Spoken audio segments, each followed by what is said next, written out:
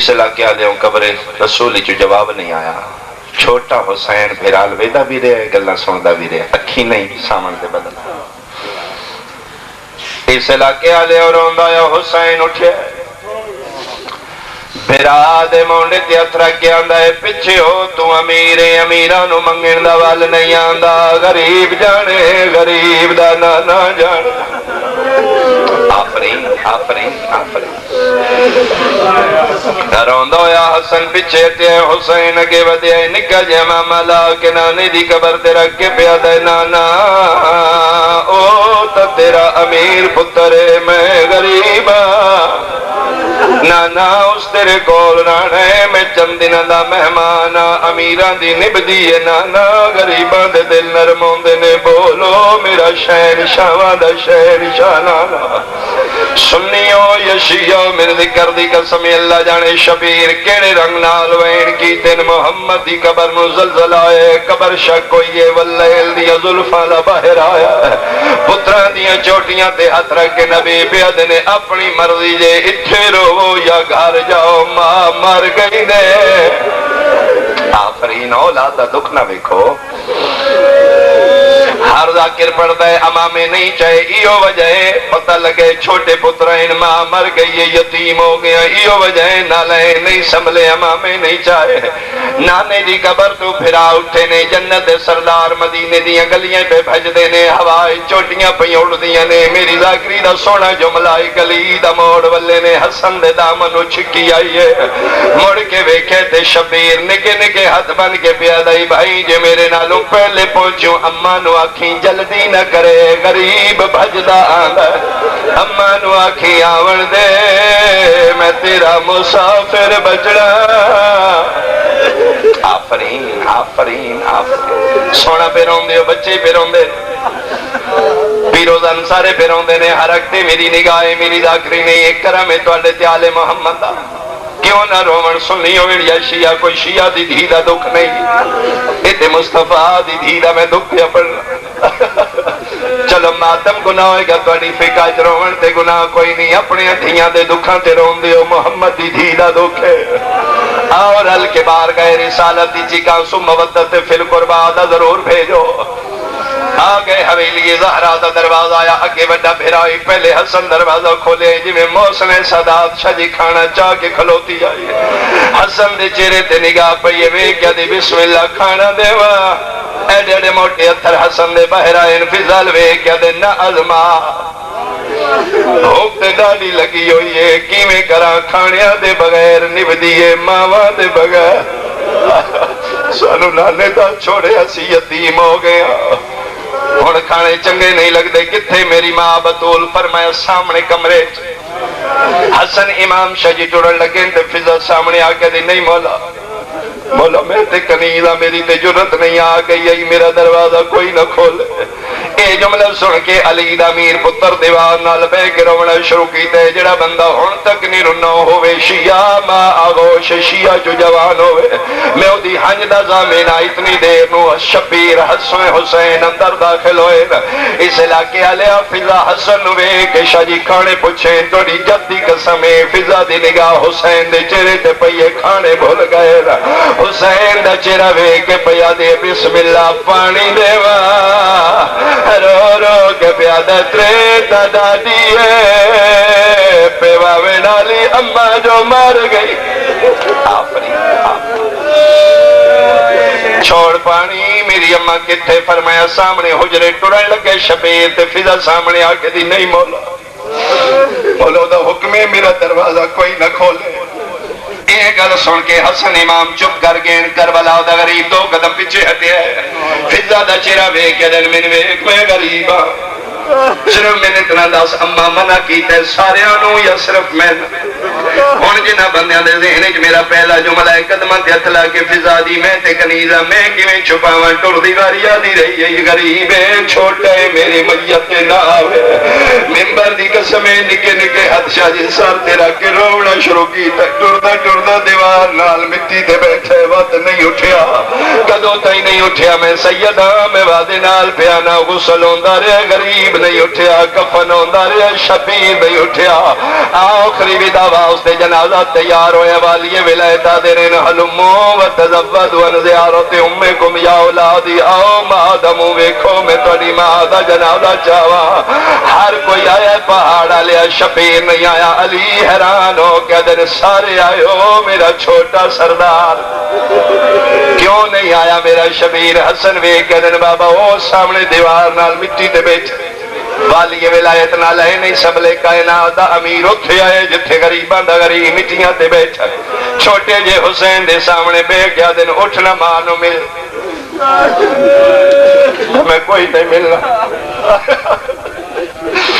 ناراض ہے نہیں بابا، تے میرا پتر تو چھوٹا ہے، سارے منہ ویکھ بیٹھے نو دا حکم ہے، میرا جنازہ رات دھیرے جھٹھے اٹھ ماں دا منہ ویکھ، میں تیری ماں دا جنازہ چاہواں۔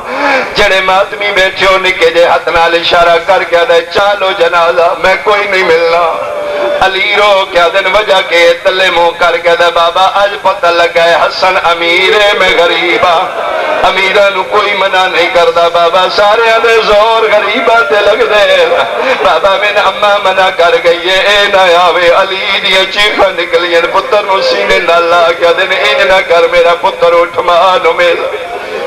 جدن بابے آکھے اٹھ ماں نو مل، اٹھیا ضرور ہے، شجی جسم شبیر دا پہ کمدا ہے، اکھی نہیں ساون دے بدل بنے ہوئے، بابے دے قدمہ تے تھلا کے دے بابا پھر میں انج نہیں ملنا، جڑا بندہ ہون تک نہیں رونا سر چاہے میرے علیہ ویکھے کی میں مل نہیں، ادھا جی میں منع کر گئی ہے انج بلاوے، علی آدن کی میں بلاوی آدھا جی میں مریم موت دے بعد کفن جو ہتھ کڑ کے عیسیٰ نو گل آیا، وہاں مریم دے بلاوے میں تا ملنے، جی میں منع کر گئی ہے انج بلاوے تا ملنے، نہیں تو میں کوئی نہیں ملنا۔ واجب ہے جڑے ماتمی بیٹھے ہو میرے حد ویکھو، جڑے ماتم نو گناہ نو سمجھنے میں اگے پڑے 90 یا 95 دن زندہ رہیے، ہاتھ پاس سے تو نہیں چاہیا، تے جدن غریب مٹیاں تے بے کے آکھے نوانگ مریم دے بلاوے، میں نے ذکر دی قسم بطول دے کفن دے بند ٹوٹ گئے، تو میں بھائی ودا کے پیا دیے، آؤ میرا بھج دے گھوڑے تلہنالا، آؤ میرا کربلا دا مسافر، آؤ میرا تیرا ضربہ دینا، آفرین آفرین، ایک منظر بلند کرو میری توقع تو سونا پہ رون دے ہو، بھج دو یا شبیر ان بھجے جی میں چھکل پاس پڑیاں دے، ماں دے گلی چاہ کے حسین دو میں بھائی پہین اولادا لیو، ماں دیو دو میں بھائی شبیر دے گلی چاہیے، ماں دے پتر پہ ملنے 5 منٹ نہیں گزرے آتا جے ملکوتی جبریل دا لتھو ہے، کافوری پر علی دے نالے انتلا کے پیادہ یا علی اللہ پیادہ جتنا جلدی ہو سکتے حسین ماں دے جنازے تو ہٹا،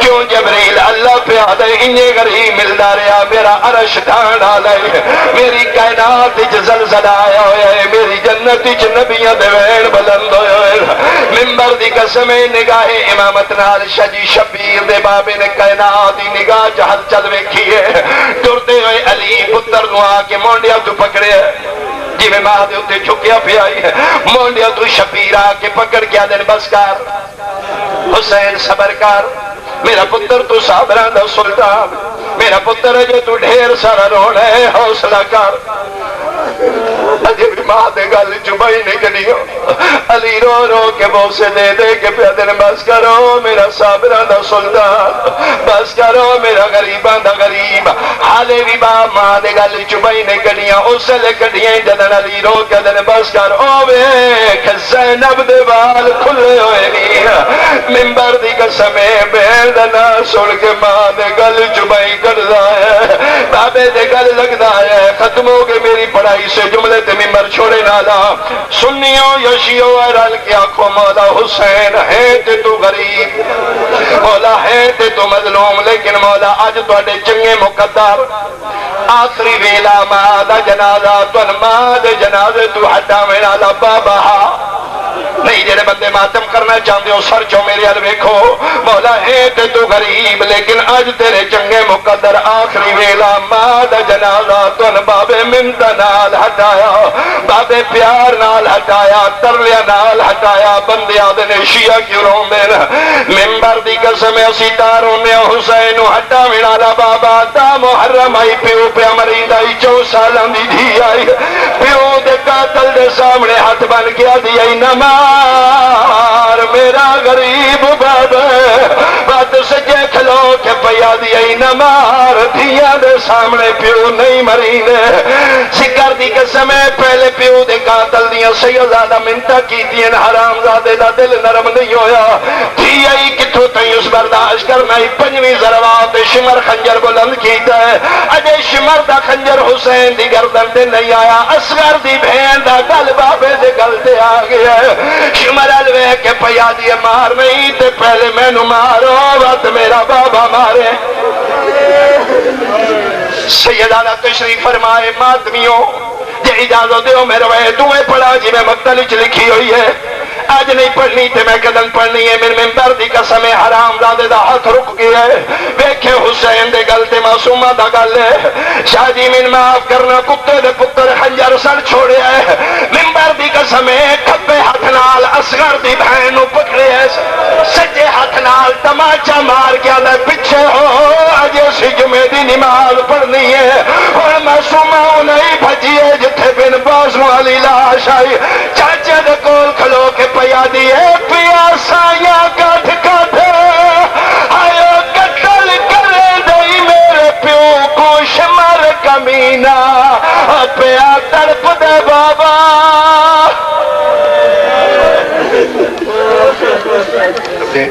اور آنے والے احباب کے لیے جگہ بنتی رہے درود پڑھے محمد والے بیت محمد فروزوں یہ ایک دو اعلانات ہیں سماعت فرما لیں 10 مئی بروز اتوار موڑا بنی والا نزد کلر سیدہ میں سالانہ مجلس عزا ہو رہی ہے مجلس سے قبل جلوس شبیہ علم سرکار وفا حضرت عباس علمدار علیہ السلام برآمد ہوگا اور بعد میں مجلس سے ذاکر سید اقبال حسین شاہ صاحب بجاڑ علامہ اختر عباس قمی صاحب ذاکر سید اقارب حسین شاہ صاحب ذاکر سید علی رضا صاحب اور شاعر اہل بیت اصغر مغموم آف کوٹ مبلغ اہل سنت داعیے اتحاد بین المسلمین کلید اخوت ملت اسلامیہ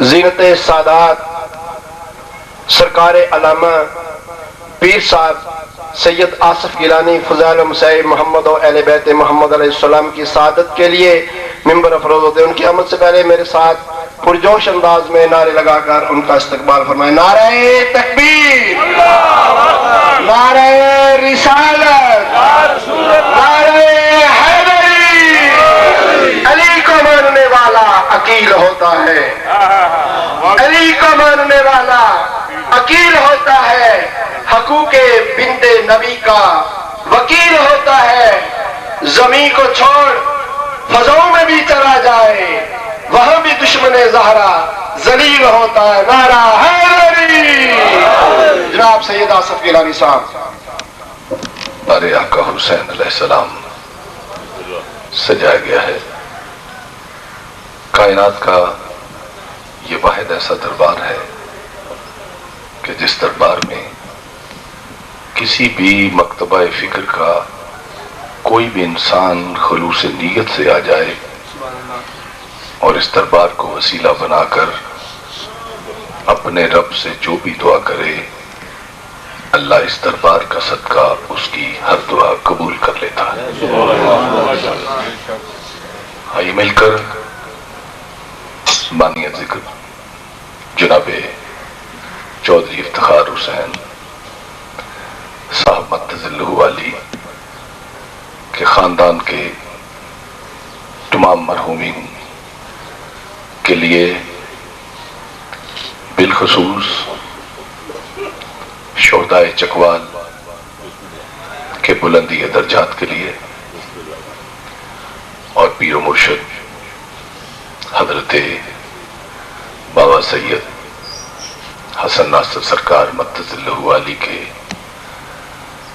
بابا جی سرکار سید کاظم حسین شاہ صاحب رحمت اللہ علیہ تعالیٰ کے بلندی درجات کے لیے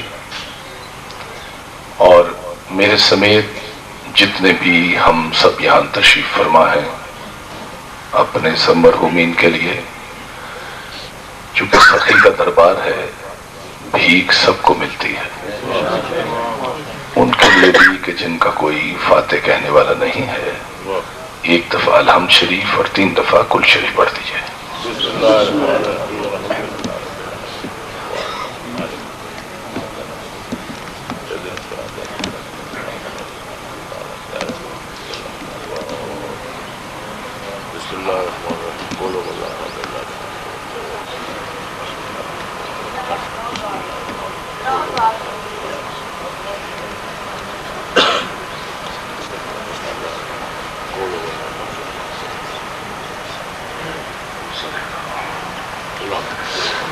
الصلاة والسلام علیکہ یا رسول اللہ وعلی آلکہ یا حبیب اللہ۔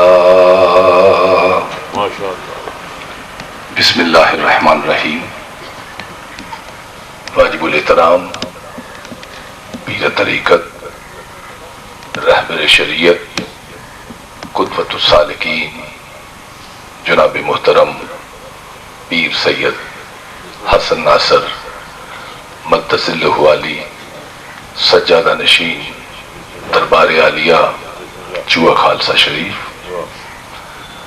جناب محترم انتہائی خوبصورت اسٹیج سیکٹری، بہترین الفاظ ادا کرنے والے جناب ایثار حیدری صاحب، میرے سامنے تشریف فرما میرے اہل عشق اور اہل مودت شیعہ سنی بھائیوں، انتہائی شکر گزار ہوں جناب محترم بھٹی صاحب کا کہ جنہوں نے، یعنی سلامت بھٹی صاحب کا کہ جنہوں نے ذکر آل رسول کی اس پاک و پاکیزہ مجلس میں ہم اہل سنت کو بلا کر اس علاقہ، یعنی اس علاقے کا کیا نام ہے، کھنادہ شریف کے رہنے والوں کے لیے بالخصوص اور دنیا اسلام کو بالعموم یہ پیغام دیا ہے کہ دنیا والوں آؤ دیکھو حسین کا دربار سب کے لیے کھلا ہے۔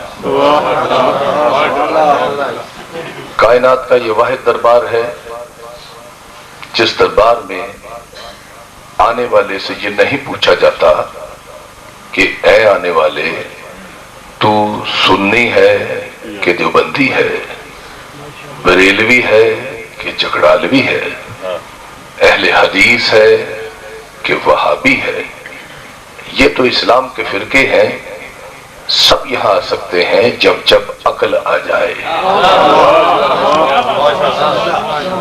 یہاں تو وسعت دربار اس حد تک بڑھی ہوئی ہے کہ آنے والے کو یہ بھی نہیں دیکھا جاتا کہ آنے والا عیسائی ہے کہ ہندو ہے، سب یہاں آ سکتے ہیں، مگر یہاں آنے کے لیے ایک شرط ہے، شرط یہ ہے کہ آنے والے کے دل میں مودت اہل بیت ہو،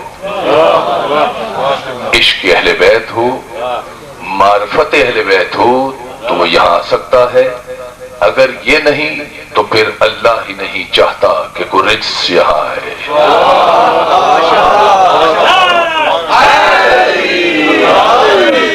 پھر اللہ کسی کوڑا کرکٹ کو پسند نہیں فرماتا کہ ان درباروں میں آئے۔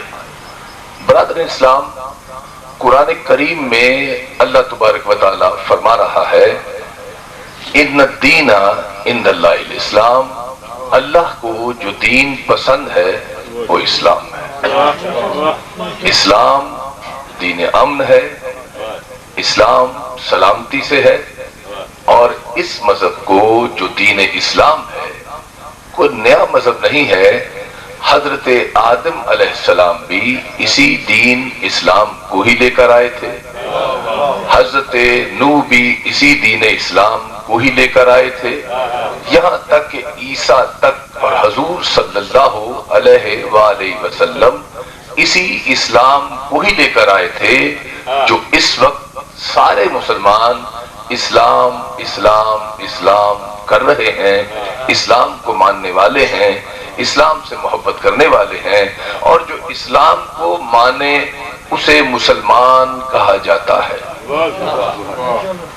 اور مجھے حضرت سید اقبال صاحب آف بجاڑ شریف کا پورا خطاب سن کر میرا دماغ اور میرا ذہن ایمان ابو طالب علیہ السلام سے ہٹ کر کسی اور طرف چلا گیا ہے.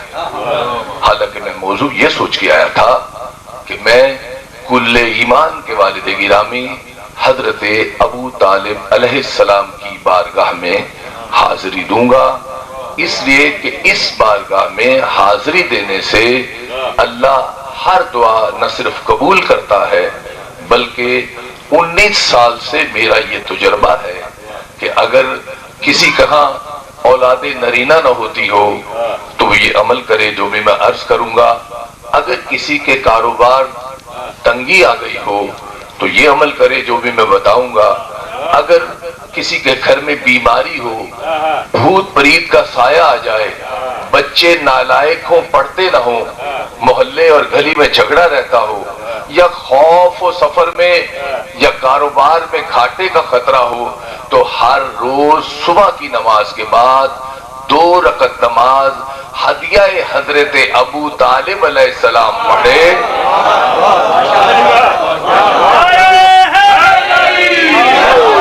اور اسی آستانے سے پیر و مرشد کی موجودگی میں آج ہی عہد کرے کہ میں یہ ہر روز صبح کی نماز میں، صبح کی نماز سے پہلے یا بعد میں 2 رکعت نماز ہدیہ سرکار ابو طالب علیہ السلام پڑھوں گا اور یہ دعا مانگوں گا. اگر آپ کی اگلے سال تک میں زندہ رہا، یہاں آیا، آپ کی اگر اہل سنت بھائیوں دعا قبول نہ ہو تو آپ کو حق حاصل ہے کہ اٹھ کر میرے منہ پہ تھوک دینا کہ تو جھوٹ بول رہا تھا. لیکن میں سرکار سے بھی معافی اور آپ سے بھی معافی اس لیے کہ میرا ذہن بہت زیادہ بکھر گیا ہے اور میں 1958 میں چلا گیا اور کتاب کا نام ہے آٹوگرافی بائی نہرو. یہ کتاب ہے 200 صفحے کی، انگریزی کی لکھی ہوئی، جس میں یادداشتیں لکھی ہیں نہرو کی. 1958 میں نہرو جو وزیر اعظم تھے ہندوستان کے، وہ اس کتاب میں لکھتے ہیں کہ Muslims has invited me in بادشاہی مسجد دہلی on Friday. جمعے کو مسلمانوں نے مجھے دعوت دی کہ پاکستان بن چکا، مسلمان وہ پاکستان میں جو چلے گئے لیکن یہاں بھی 15-16 کروڑ رہتے ہیں.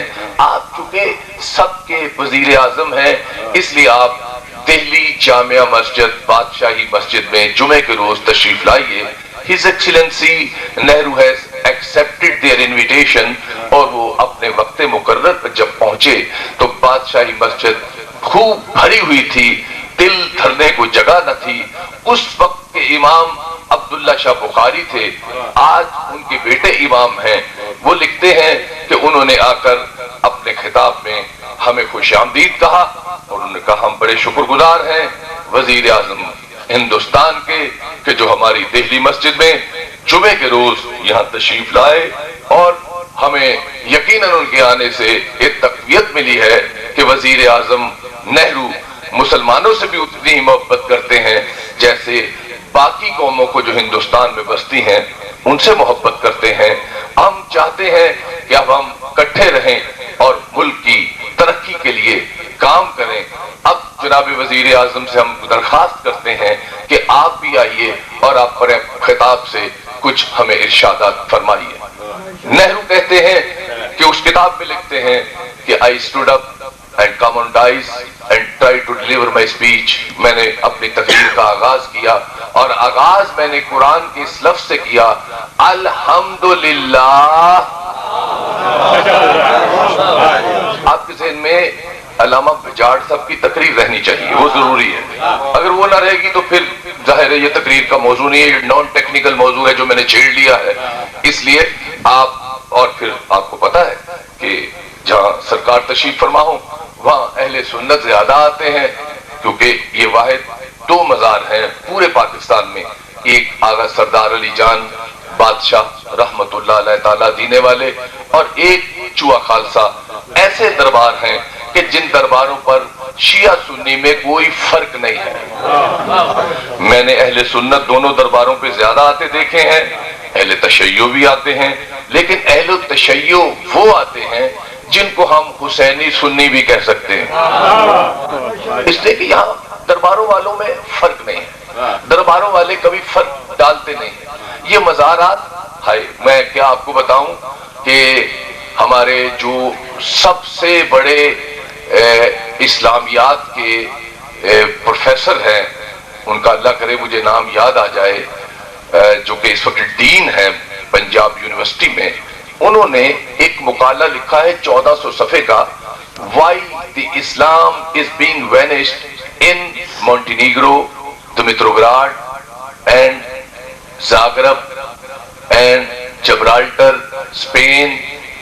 یہ سارے میڈورڈ انہوں نے پورا لکھا ہے کہ یہ جو پورا یورپ کا مرکزی حصہ تھا، جن میں ڈروینٹا اور سونسکی بروڈ، یہ سارے ایریے جو تھے جہاں مسلمانوں کا جھنڈا لہراتا تھا، وہ کیوں ختم ہو گیا کہ آج ایک بھی مسلمان وہاں نہیں ہے؟ ایسا کیوں ہوا؟ یہ جو اس وقت دین ہے پنجاب یونیورسٹی کے، انہوں نے یہ ایک تھیسس بنایا ہے اور 1400 صفحہ لکھا، Why the Islam is being vanished from Europe. یہ یورپ سے اسلام کیوں ختم ہو گیا؟ تو انہوں نے اس میں لکھا ہے جو مرکزی نقطہ ہے، So because the reason of finish of Islam in Europe was that no Sayyid could go over there. وہ کہتے ہیں چونکہ کوئی سید آل رسول وہاں گیا نہیں تھا، اس لیے اسلام ختم ہو گیا. اور ریزن پھر لکھتے ہیں اگر جاتا کوئی سید اور جا کر وہیں مر جاتا، اس کا دربار اور مزار بن جاتا، نہ مزار ختم ہوتا نہ اسلام ختم ہوتا.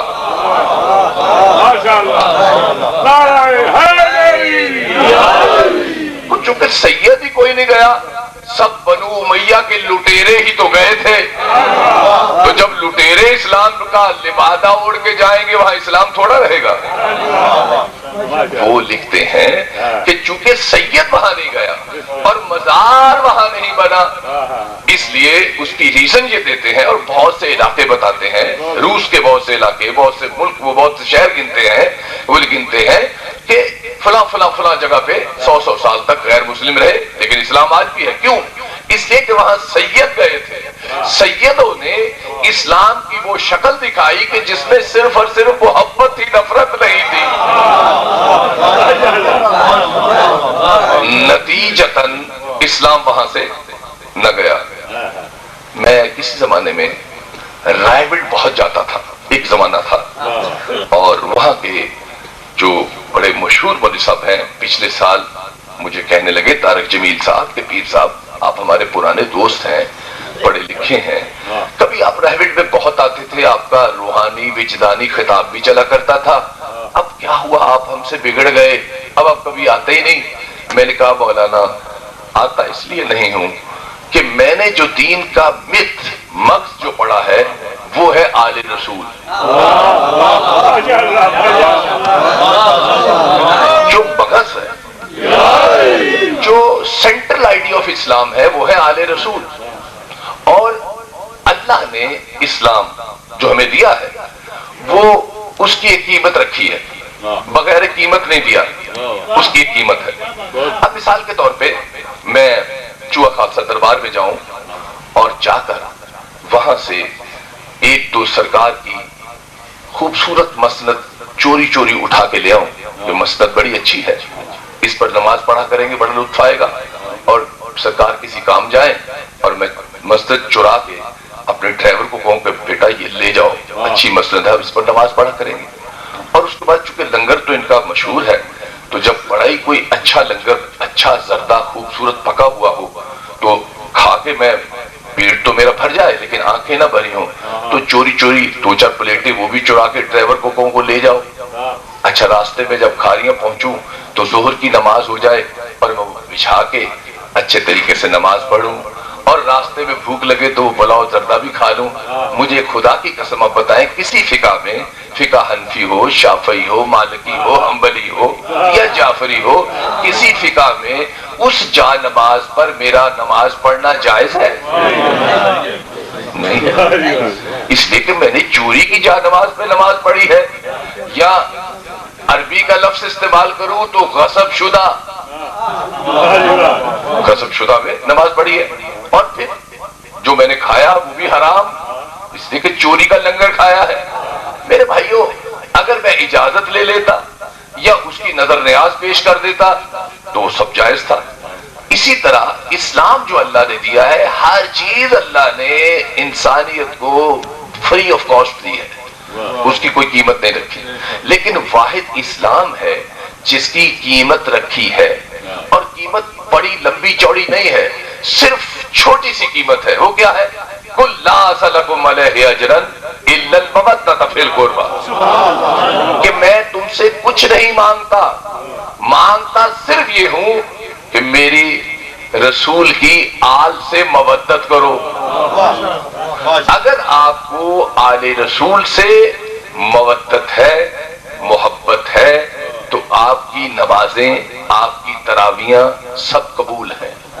اور اگر آپ کو آل رسول کو آپ جانتے ہی نہیں، آپ کو پتہ ہی نہیں، آپ پولیٹیکل پارٹیوں میں تقسیم ہو گئے ہیں کہ یہ سنیوں کی پارٹی ہے، یہ شیعوں کی پارٹی ہے، اس نے ادھر نہیں جانا، اس نے ادھر نہیں جانا، یہ ہماروں کو اچھا نہیں کہتے، ہم ان کے اچھوں کو نہیں کہیں گے، تو یہ سیاست ہے. دین کو آپ نہیں سمجھے. دین اس بات کا متقاضی ہے کہ کچھ وہ ہیں جو گھر والے ہیں، جن کی مودت لازم قرار دی گئی ہے، کچھ در والے ہیں جن کو بھی انہی سے مودت کرنی ہے جو گھر والے ہیں. فرق جانو کہ گھر والا اور ہے، در والا اور ہے. گھر والا اور ہے، در والا اور ہے. اب اگر آپ قیمت ادا نہیں کر رہے تو آپ کچھ بھی نہیں کر رہے. اور یہ جو مجلس پڑھی جا رہی ہے یا جو کچھ یہ ہو رہا ہے، اور اس سے پہلے جو حضرت علامہ اقبال حسین شاہ صاحب بیان کر رہے اور میرے سوایت ہم گریہ بھی کرتے رہے، تو یہ کچھ نہیں ہے، یہ آنسو اسلام کی قیمت ادا کی جا رہی ہے. کسی کو یہ فلسفہ سمجھ آتا ہے، کسی کو نہیں سمجھ آتا. تو میں نے طارق جمیل صاحب سے کہا، میرے بھائی دوست ہیں، مولانا بڑے اچھے ہیں، میں نے کہا سرکار اس لیے ہم نہیں آتے کہ جو سینٹرل آئیڈیا، جو ہارٹ آف اسلام ہے، جو دل ہے اسلام کا، اس کی تو بات ہی نہ ہوتی. اب جب دیکھو ادھر کی باتیں قصے، یہ وہ سارے، چلو قصے تو سارے قرآن میں بھی ہیں، وہ تو سارے قصے ٹھیک ہے، آپ جو کہتے ہیں میں نہیں غلط کہتا، نہ مجھے حق حاصل ہے کہ میں کسی کو غلط کہوں. لیکن اصل بات یہ ہے کہ جب تک ہمیں آل رسول سے محبت اور مودت نہیں ہوگی، اس کے بعد صحابہ آتے ہیں، اس کے بعد تابعی آتے ہیں، اس کے بعد تبع تابعین آتے ہیں، اس کے بعد اولیاء کرام آتے ہیں، اس کے بعد غوث پاک آتے ہیں، اس کے بعد ساری ہستیاں آتی ہیں. لیکن اصل جو روح ہے اس سے بے جان آپ کر رہے ہیں.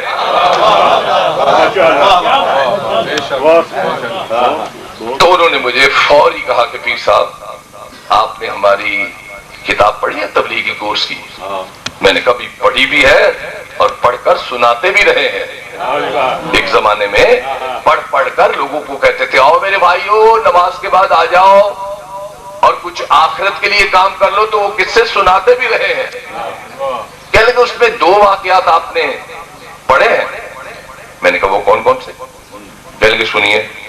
2 واقعات طارق جمیل مولانا نے، جو بستر بند جماعت کے سب سے بڑے علامہ ہیں، 2 واقعات اور کتاب میں بھی لکھے ہیں، وہ جا کے پڑھ لیجئے. اس میں 2 واقعات ہیں.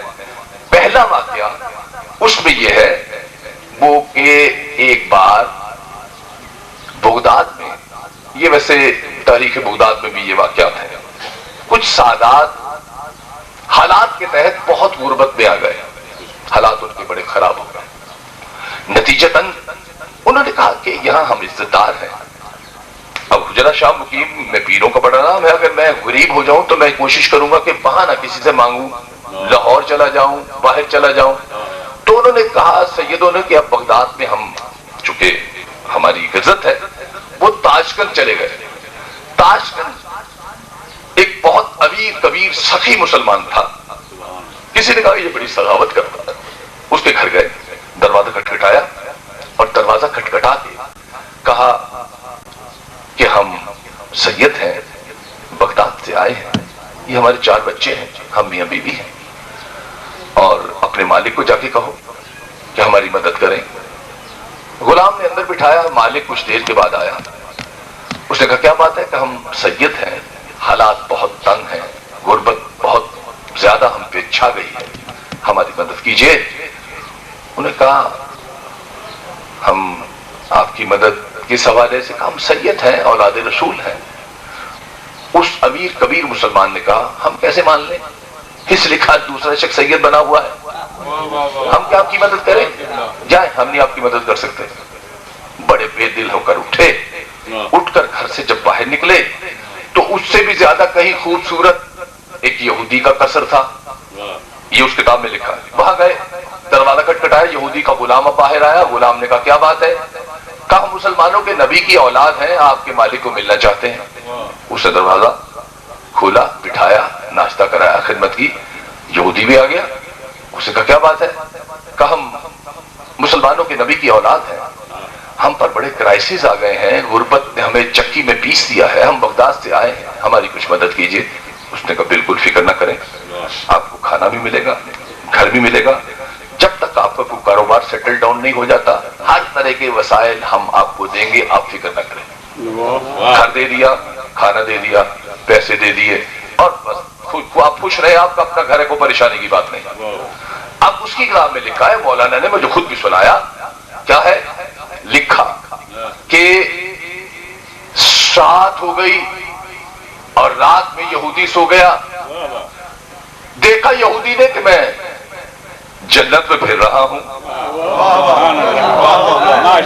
اور ایک انتہائی برگزیدہ ترین ہستی جن کے پہلو میں حضرت عیسیٰ علیہ السلام کھڑے ہیں اور پہلو میں موسیٰ کھڑے ہیں، یہ دونوں پیغمبر ساتھ ساتھ حضور کے کھڑے ہیں، اور ایسے میں حضور کہتے ہیں یہودی ادھر آ، تو نے چونکہ میری اولاد کی بڑی عزت کی ہے اس لیے یہ جنت کا محل تیرا ہے،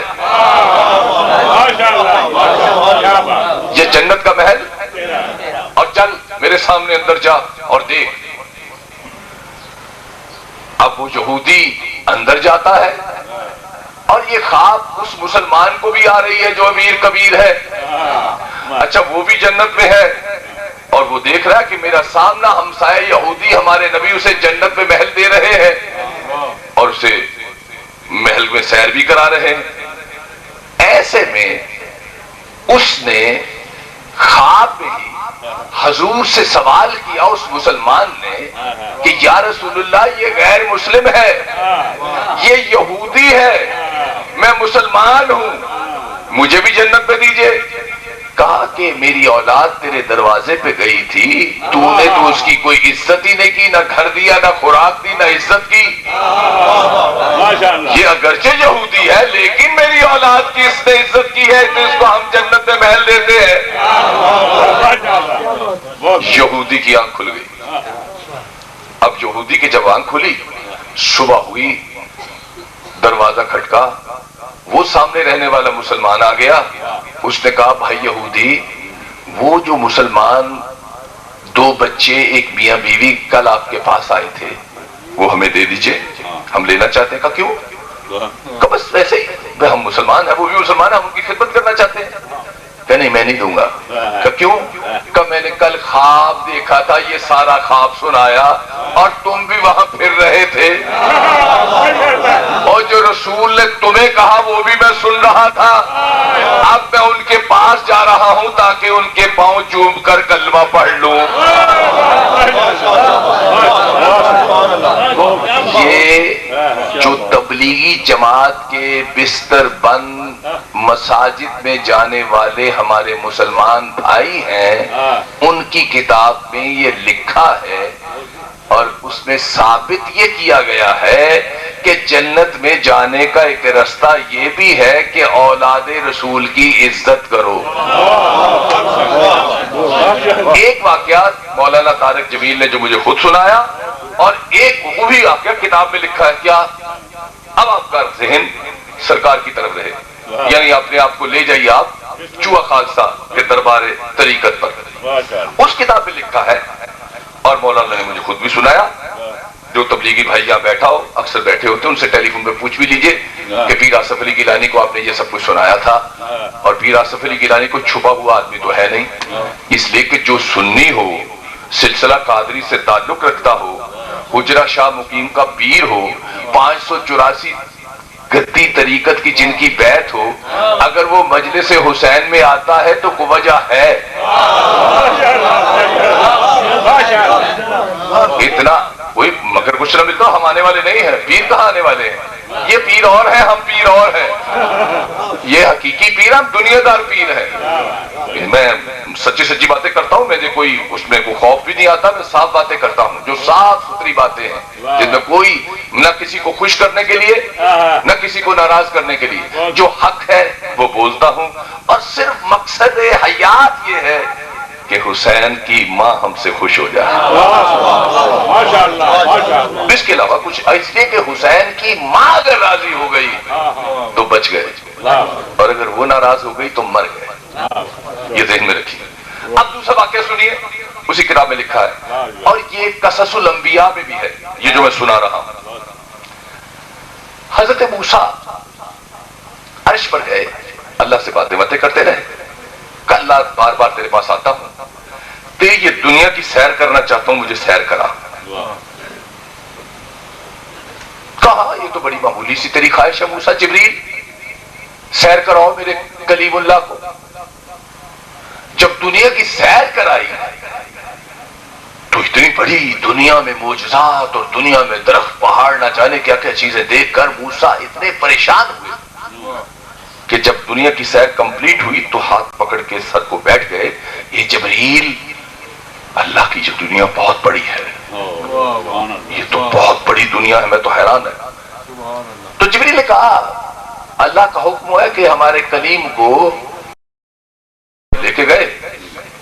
جب دوسری دنیا کی ٹاپ پر پہنچے تو کہا اتنا طویل سفر جبریل اخی طے کر کے آیا، نیچے دیکھا ایک مرغی کا انڈا تھا۔ کہا جبریل اخی، اے بھائی جبریل، یہ مرغی کا انڈا جو نیچے پڑا ہے یہ کیا ہے؟ کہا یہ وہی دنیا ہے جو چھوڑ کے آئے ہو، اتنی بلندی پر ہو کہ وہ دنیا مرغی کا انڈا لگ رہی ہے۔ یہ بھی اسی کتاب میں لکھا ہے۔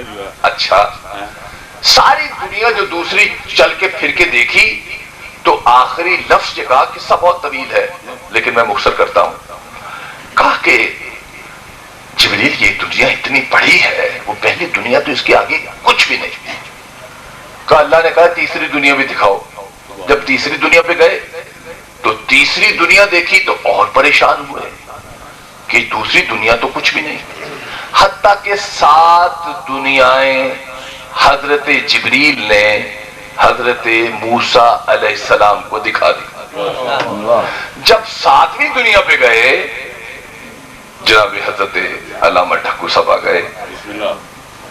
بہت میں خوش نصیب ہوں کہ بزرگ ذاکر آل رسول مجھ سنی کو کچھ دیر بیٹھ کر سنیں گے۔ میں جب بھی اپنی کتاب زندگی لکھوں گا تو اس چیپٹر کو بڑے فخر سے لکھوں گا کہ میں وہ واحد اہل سنت ہوں جس میں مولا کائنات کے نالین پاک کے تصدق سے اللہ نے اتنی طاقت دے دی تھی کہ خالصہ کے پیر بھی مجھے بیٹھ کے سنے اور بزرگ ذاکر جناب ڈھکو صاحب بھی بیٹھ کے سنے۔ یہ بہت بڑی بات ہے، ورنہ اہل سنت کے جید علماء آنا سب یہاں چاہتے ہیں، لیکن پریشانی یہ ہے کہ یہاں کے تو بچے بھی عالم ہوتے ہیں، ان کو سنائیں کیا؟ اس لیے کہ جہاں ہمارے اہل سنت کا علم شروع ہو جاتا ہے، شیعہ نے حیدر کرار کے بچوں کا علم شروع ہوتا ہے، اس لیے کہ علم ہی ہے، علم سے محبت ہے آپ کو۔ اور علم سے محبت یقیناً اس کو ہوتی ہے جو باب مدینۃ العلم سے محبت کرے، ورنہ علمی طور پر ہم بہت کمزور ہو چکے ہیں۔ اب علم ہمارے نزدیک نہیں ہے، اس لیے کہ نہ علم کو سنتا ہے۔ اگر علم کسی فرقے کے پاس ہے تو مجھے معذرت سے کہنے دیجئے کہ وہ صرف اور صرف ایک گروہ ہے جنہیں شیعہ نے حیدر کرار ہم کہتے ہیں، جو اپنے علماء کی خدمت بھی کرتے ہیں اور علم سنتے بھی ہیں، ورنہ علم اسلامی علوم ہمارے پاس نہیں ہے۔ ورنہ بڑے بڑے لوگوں سے پوچھئے کہ بتائیے سمع اللہ لمن حمدہ کا معنی کیا ہے؟ جو 20 سال مسجد میں امامت کراتا ہو اس سے اچانک سوال کیجئے تو وہ بھی کہے گا کہیں شیعوں میں تو نہیں جا رہے؟ ایسے سوال تمہارے ذہنوں میں آنے لگے ہیں۔ تو علم وہاں آتا ہے جہاں سوال ہو، اور شیعہ بہت سوال کرتے ہیں چھوٹی چھوٹی باتوں میں، کہاں سے پڑھ دیا، کدھر سے پڑھ دیا، کیوں پڑھ دیا، ہم نے تو یہ سنا ہے، ہماری کتاب میں یہ لکھا ہے، آپ کی کتاب میں یہ لکھا ہے۔ یہ تلاش اور جستجو کی وجہ ہے، ورنہ ایسا نہ ہو۔ 7ویں آسمان پہ 7 جہان جب موسیٰ نے دیکھ لیے تو آخری حصے پر جب پہنچے تو دیکھا ایک بہت بڑی سونے کی عرش کرسی ہے۔ اس عرش کرسی کو دیکھ کر موسیٰ بہت پریشان اور بیٹھ گئے اور کہا کہ جبریل اخی یہ کرسی تو بہت بڑی ہے، اتنی عظمت والی جگہ سب سے اوپر۔ جبریل نے کہا موسیٰ یہ اتنی عظمت والی کرسی ہے کہ قیامت کے روز اللہ اس عرش کرسی پر بیٹھیں گے۔ یہ ہماری روایت ہے، شیعوں کی نہیں ہے۔ اور لیکن اللہ یہ فرماتا ہے، اب غور کیجئے، اللہ یہ فرماتا ہے، کتاب کا حوالہ میں نے دے دیا، اللہ یہ فرماتا ہے کہ پیارے حبیب جبریل کو بتا دو، اس موسیٰ کو بتا دو کہ اس کرسی سے افضل وہ جگہ ہے جہاں میرے نبی آخر محمد رسول اللہ صلی اللہ علیہ وآلہ وسلم اور ان کی آل جہاں جہاں دفن ہوگی۔ کیا آپ نے غور نہیں کیا؟ اس عرش کرسی جو سب سے اوپر ہے، یہ کتاب کون سی ہے؟ تبلیغی جماعت والوں کی، سنانے والے مولانا طارق جمیل، بات ریکارڈ ہو رہی ہے۔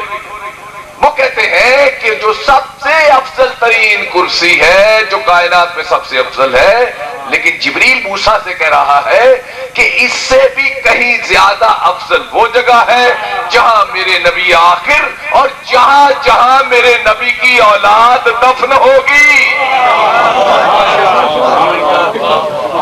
مدینہ تو اپنی جگہ پر ہے، مدینہ، کربلا اپنی جگہ پر، نجف اشرف اپنی جگہ پر، جنت البقیع اپنی جگہ پر، لیکن یاد رکھنا چوہا خالصہ بھی اسی دائرے میں آتا ہے، دینہ شریف بھی اسی دائرے میں آتا ہے۔ جہاں جہاں اولاد رسول کی قبریں ہیں ان کا مقام اور مرتبہ۔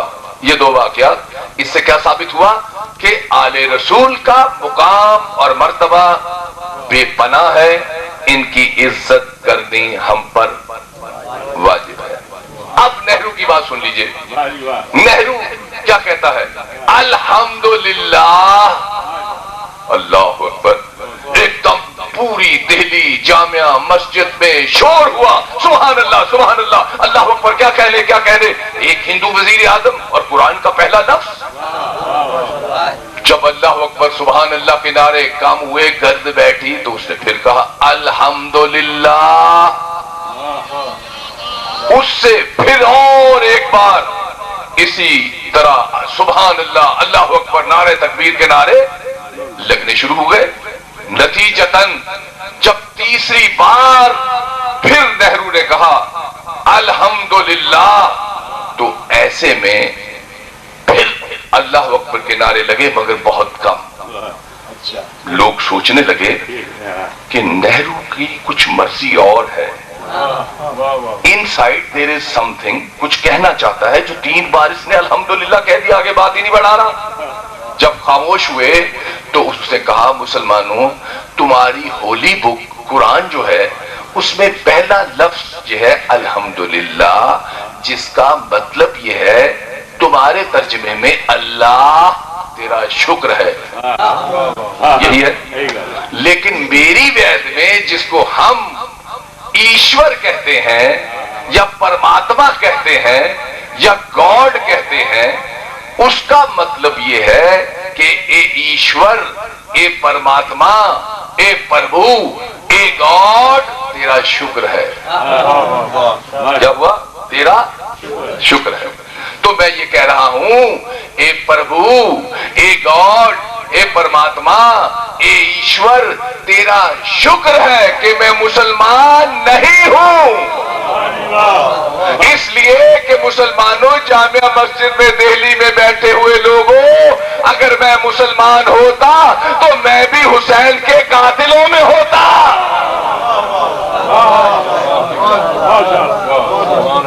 یہ میرا قصور نہیں ہے، اقبال بجاڑ کی تقریر میرے ذہن میں فکس ہوئی ہے۔ مسلمانوں، کیا کہا کہ اگر میں بھی مسلمان میں ہوتا تو لوگ میرے بھی دامن پر حسین کے خون کا دبا لگا ہوا ہوتا۔ مسلمانوں، یہ مجلس میں آنا اور سنیوں کا آنا اور میرا بار بار آنا، اس کا ایک مقصد ہے، اور مقصد میں کیسے بتاؤں؟ حضور صلی اللہ علیہ وآلہ وسلم سے 570 سال پہلے حضرت عیسیٰ علیہ السلام دنیا میں آئے تھے۔ کتنا؟ 570 سال پہلے۔ ایک تو یہ بھی ایک مصیبت پڑ گئی، اس کو بند کرنا مجھ پر واجب ہے، اس لیے کہ پیر صاحب بیٹھے ہیں اور یہ ٹیلی فون اتنا آ جاتا ہے کہ میں ڈسٹرب ہو رہا ہوں۔ اچھا میرے بھائی، 570 سال پہلے حضرت عیسیٰ تشریف لائے۔ حضرت عیسیٰ سے 5000 سال پہلے ایک دنیا کا بہت بڑا دانشور آیا جس کا نام ہے سقراط، انگریزی میں جسے کہتے ہیں سوکرٹی، نوجوان پڑھتے ہوئے اس کو۔ سقراط کا جب یہ زمانہ تھا تو اس وقت یونان کے بادشاہ کا نام تھا ایکسکیلیڈیوس۔ کیا نام تھا؟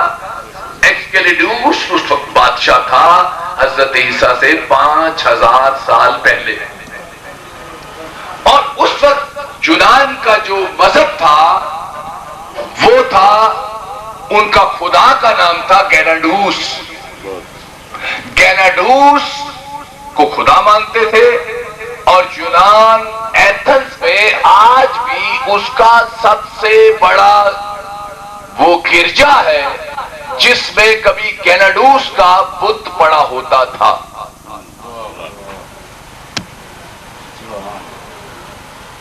سقراط 17 سال کی عمر میں بیمار ہو گیا، پیلا ہو گیا، چھپٹا ہو گیا، بت پریت اس پر سوار ہو گئے۔ 17 سال کی عمر میں بھی اتنا لائق فائق تھا کہ اس نے ایک اکیڈمی قائم کی تھی۔ اکیڈمی لفظ ہے یونانی، انگریزی لفظ نہیں ہے۔ اکیڈمی وہ جگہ جہاں علم دے کر لوگوں کو سیراب کیا جائے، یعنی آپ اس مجلس کو اگر یونان کی لفظ میں کہیں تو آپ کہہ سکتے ہیں حسینی اکیڈمی۔ نتیجتاً اس کے فالوور بہت ہو گئے تھے، علم جہاں تقسیم ہو لوگ اس کو مانتے بہت ہیں۔ ہوا یہ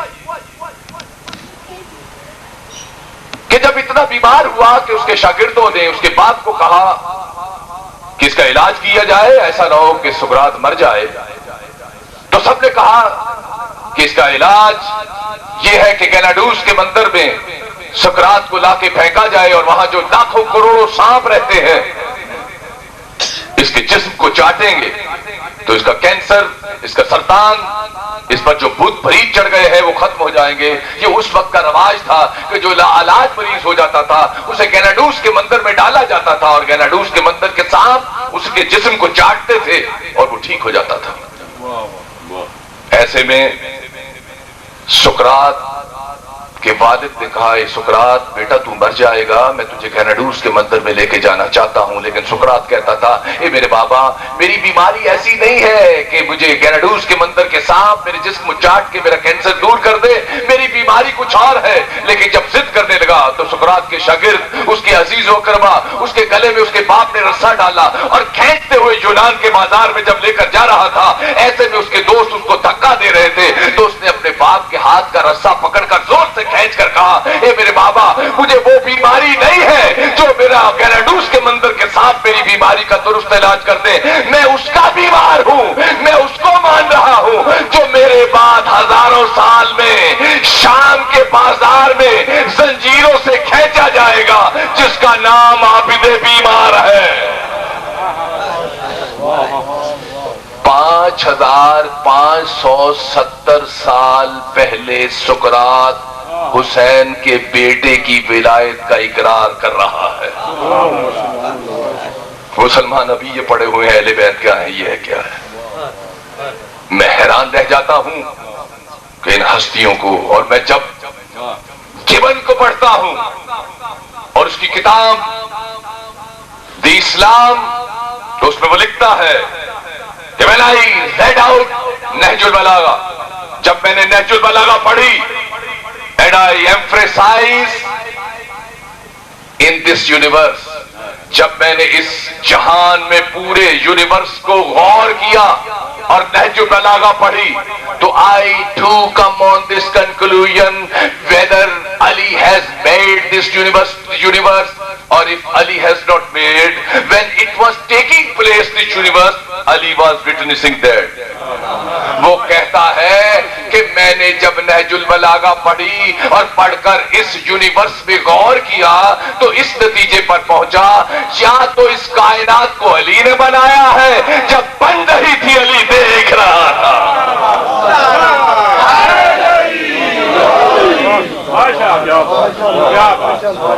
میرے بھائی بات ختم ہو گئی. نتیجتاً اس نے اقرار کیا کہ میں اس خدا کو مانتا ہوں جس کو ہم دیکھ نہیں سکتے، اور دکھایا مجھے اس بادشاہ نے ہے جس کا نام عابد بیمار ہے، کہ اس کو دیکھ کوئی نہیں سکتا، وقت مقرر پر سورج نکالتا ہے، وقت مقرر پر چھپاتا ہے. میں اس خدا کو مانتا ہوں. اس تبلیغ کا یونان کے معاشرے میں اتنا اثر ہوا کہ لوگ گیناڈوس کو ماننا چھوڑ گئے. نتیجتاً ایکسیلاڈوس بادشاہ نے سقراط کو قید کر دیا اور کہا یا تو گیناڈوس کو خدا مانو، اگر خدا نہیں مانو گے تو ہم تمہیں قید کر دیں گے. کئی سال یونان کی قید خانے میں سقراط پڑا رہا، لیکن جب نہ مانا تو آخر کار بادشاہ ایکسیلاڈوس نے کہا ہم تمہیں قتل کر دیں گے، ہم تمہیں زہر پلا دیں گے، تمہیں موت کی سزا دے دیں گے، اس لیے کہ تم ہمارے اس خدا کو نہیں مان رہے جو گیناڈوس ہے. اس نے کہا ہم اس خدا کو نہیں مانتے، ہم اس خدا کو مانیں گے جو ہمارے آقا عابد بیمار کا خدا ہے. نتیجتاً میرے بھائیوں زہر کا پیالہ آیا. زہر کا پیالہ لے کر جیلر نے کہا کہ بادشاہ کا حکم ہے یا تو اس ایفیڈیوٹ پہ سائن کر دو کہ ایکسیلاڈوس از اے گاڈ، یہ گیناڈوس ہمارا خدا ہے تو یہ زہر کا پیالہ ہم لے جاتے ہیں، اگر اس پر سائن نہیں کرو گے تو پھر تمہیں زہر کا پیالہ پینا پڑے گا. سقراط نے پیالہ ہاتھ میں لیا اور کہا اے جیلر میں جھوٹ نہیں بول سکتا، میں گیناڈوس کو خدا نہیں مانتا، یہ زہر پینا میرے لیے آسان ہے، جھوٹ بولنا میرے لیے مشکل ہے. میرے بھائیوں زہر اس نے پی لیا. جب زہر پی لیا تو زہر پینے کے بعد جو ہوتا ہے آپ کو سب کو پتا ہے، اس لیے کہ نوجوان آج کل گندم میں رکھنے والی گولیاں اکثر کھا رہے ہیں. نتیجتاً سقراط دنیا سے چلا گیا، مر گیا، شہید ہو گیا، لیکن اس نے جھوٹ نہیں بولا. لیکن ہوا کیا؟ ہوا یہ کہ اگر آپ کو یونان کا جغرافیہ یاد ہے تو یونان کے ساتھ ساتھ جو ملک ہیں ان میں بلغاریہ ہے، یوگوسلاویا ہے، اٹلی ہے، سوئس ہے، رومانیہ ہے، ترکی ہے. نتیجتاً یہ سارے ملکوں والوں نے یونان کے لوگوں کو گالیاں دینی شروع کی، یہ گندے لوگ ہیں، یہ غلیظ لوگ ہیں، اس لیے کہ یہ جھوٹے ہیں، اس نے سچے مرد کلندر کو نہیں مانا، سقراط کو نہیں مانا، یہ گندے لوگ ہیں. نتیجتاً پورے یورپ نے ان کا بائیکاٹ کر دیا کہ یہ غلط لوگ ہیں. آخر کار یونان کے 25 دانشوروں نے یہ فیصلہ کیا کہ ہمارے دامن پر یہ سقراط کے قتل کا جو دھبا لگ چکا ہے اس کو دھونے کا طریقہ کیا ہے. 2000 سال بعد سپریم کورٹ کی ایتھنز کی عدالت میں اس مقدمے کو چلایا گیا. ایک طرف سقراط کو کھڑا کیا گیا جو علامتی سقراط تھا, ایک طرف ایکسکیلیڈوس بادشاہ کو کھڑا کیا گیا. 25 ملکوں کے دانشوروں نے ادھر وکلا پیش ہوئے. سپریم کورٹ آف یونان نے 23 دنوں میں فیصلہ کیا کہ سقراط سچا تھا, ایکسکیلیڈوس جھوٹا تھا. یہ فیصلہ ہونے سے میرے بھائیوں ہوا یہ کہ یونان کی قوم سے سقراط کے خون کا دھبا دھل گیا. میرے بھائیوں ہم مسلمانوں کے دامن پر حسین کے خون کا دھبا ہے. کیوں؟ سنیے, امام حسین علیہ السلام کربلا میں تشریف جب لائے 72 آپ کے ساتھ تھے. ادھر 9 لاکھ یزید کی طرف تھے, نمازی تھے, حاجی تھے, صوفی تھے, نیک تھے, نمازیں پڑھنے والے تھے, تہجد گزار تھے, حافظ تھے, سارے تھے, صحابہ تھے, صحابہ کی اولادیں تھیں. حسین شہید ہو گئے, ٹھیک ہے, یہ 72 سب کاٹ دیا انہوں نے. یزید کا کریکٹر کیا تھا تاریخوں میں سب لکھا ہے کہ یزید کیا تھا, سب جانتے ہیں یزید کیسا نجس ترین انسان تھا. میرے بھائیوں سارے لوگوں نے یزید کی بیعت کی ہے. میں ایسے ایسے ناموں کو جانتا ہوں, میں بتاؤں گا نہیں, لیکن کتابیں پڑھی ہے جن کے بڑے بلند نام ہیں, انہوں نے جا کر شام میں یہ کہا یزید سارے لوگوں نے تیرے ہاتھوں پر بیعت کی ہے, ہم تیرے پاؤں پر بیعت کریں گے. اور اس نے ان لوگوں کے ہاتھوں پر اپنے پاؤں رکھے. یہ سارے مسلمان یزید کی طرف ہو گئے تھے. اب دور جو چلا, یزید 3 سال حکمران رہا ہے میرے بھائیوں. 3 years he was the امیر المومنین آف مسلم. 3 سال کیا رہا ہے؟ امیر المومنین, خلیفۃ المسلمین, نائب رسول. یہ ہر مسجد میں خطبہ مولوی دیتا تھا, جانتا تھا شرابی ہے, جانتا تھا غلیظ ہے, اس کے باوجود یہ خطبے ہوتے رہے. میرے بھائیو سنیے, غور کیجئے. یزید نے پہلے سال جو کارنامہ سر انجام دیا وہ یہ تھا کہ امام حسین علیہ السلام کو قتل کرایا. ٹھیک ہے, یہ بہت بڑا جرم ہے, بیان نہیں کیا جا سکتا, لیکن چھوڑو, اس سے ہمارا تعلق ہی نہیں ہے, اس لیے کہ شیعوں کا معاملہ ہے, ہمارے سنیوں کا نہیں. جو فی الوقت چل رہی ہے بات, یہ شیعوں کا معاملہ ہے, ہمارا نہیں. حسین سے ہمارا تعلق, جو حسین کا ہے شیعہ, جو یا حسین شیعہ, کالا جھنڈا شیعہ.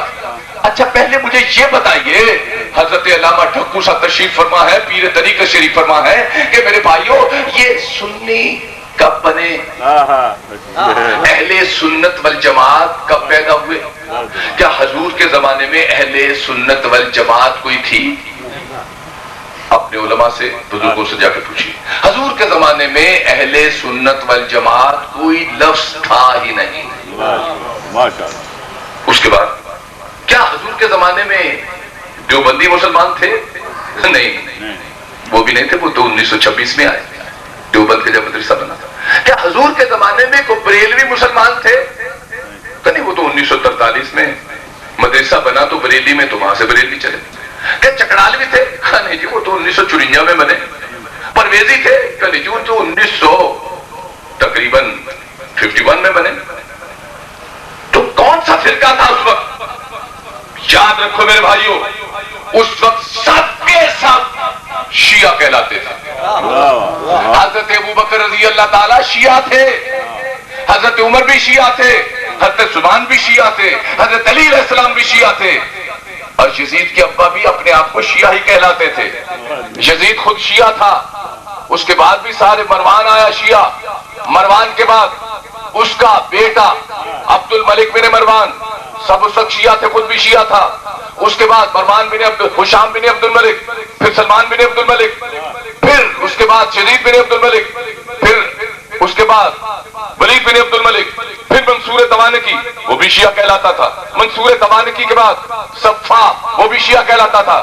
صفا کے بعد ہادی، ہادی کے بعد مہدی، مہدی کے بعد ہارون رشید. ہارون رشید ایک بار خانہ کعبہ گیا حج کرنے کے لیے، لیکن ساری فورسز ہونے کے باوجود حجر اسود تک نہ پہنچ سکا. ادھر باب ابراہیم پہ شور ہوا کہ رسول کی اولاد آ گئی. سب طرف دیواریں ہٹنے لگی، بندے ہٹنے لگے، لوگ رستہ دینے لگے. حجر اسود کے قریب پہنچے، حجر اسود سے آواز آئی السلام علیکہ یا ابن رسول اللہ. سب نے سنی. کہا ہارون رشید نے یہ کون ہے؟ کہ رسول کے بیٹے ہیں، امام موسیٰ کاظم ہیں. انہوں نے کہا اچھا، ہم بادشاہ ہو کر عزت نہیں، ان کے پیچھے نہ فوج نہ کوئی چیز، امام ہے، ان کو اندر کرو، اب ہم امام بنائیں گے. انہوں نے امام بنائے اور کہا جو ہمارے بنائے ہوئے اماموں کو مانے آج کے بعد وہ ہے اہل سنت والجماعت. بات ختم ہو گئی. تو کوئی برائی نہیں ہے، اہل سنت یعنی سنت رسول کو مانے، لیکن اہل سنت والجماعت بنانے والے کا نام ہارون رشید ہے. اور پھر ہارون رشید کے بعد مامور رشید بنا، مامور رشید کے بعد معتصم، معتصم باللہ کے بعد معتزز باللہ، مستعین باللہ، مستقیم باللہ، مستعین باللہ، منصور باللہ، متوکل باللہ. ان سارے بلوں کے بعد ہلاکو کہاں آ گیا. یہ 650 سال پھر اہل سنت پر محنت ہوئی.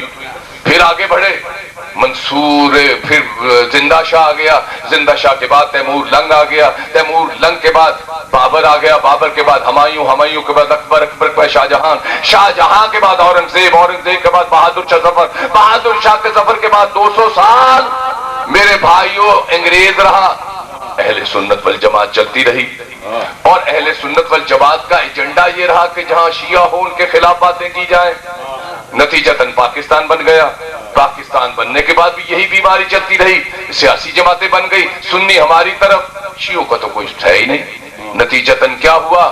قائد اعظم کیا لیاقت علی خان، لیاقت علی خان کے بعد نون آ گئے، پھر دولتانے آ گئے، محمد علی بوگرا آ گیا، محمد علی بوگرا کے بعد خواجہ ناظم الدین آ گئے، پھر ایوب خان آ گئے، ایوب خان کے بعد یحییٰ خان آ گئے، پھر بھٹو صاحب آ گئے، پھر چلتے چلتے چلتے چلتے سب آ گئے.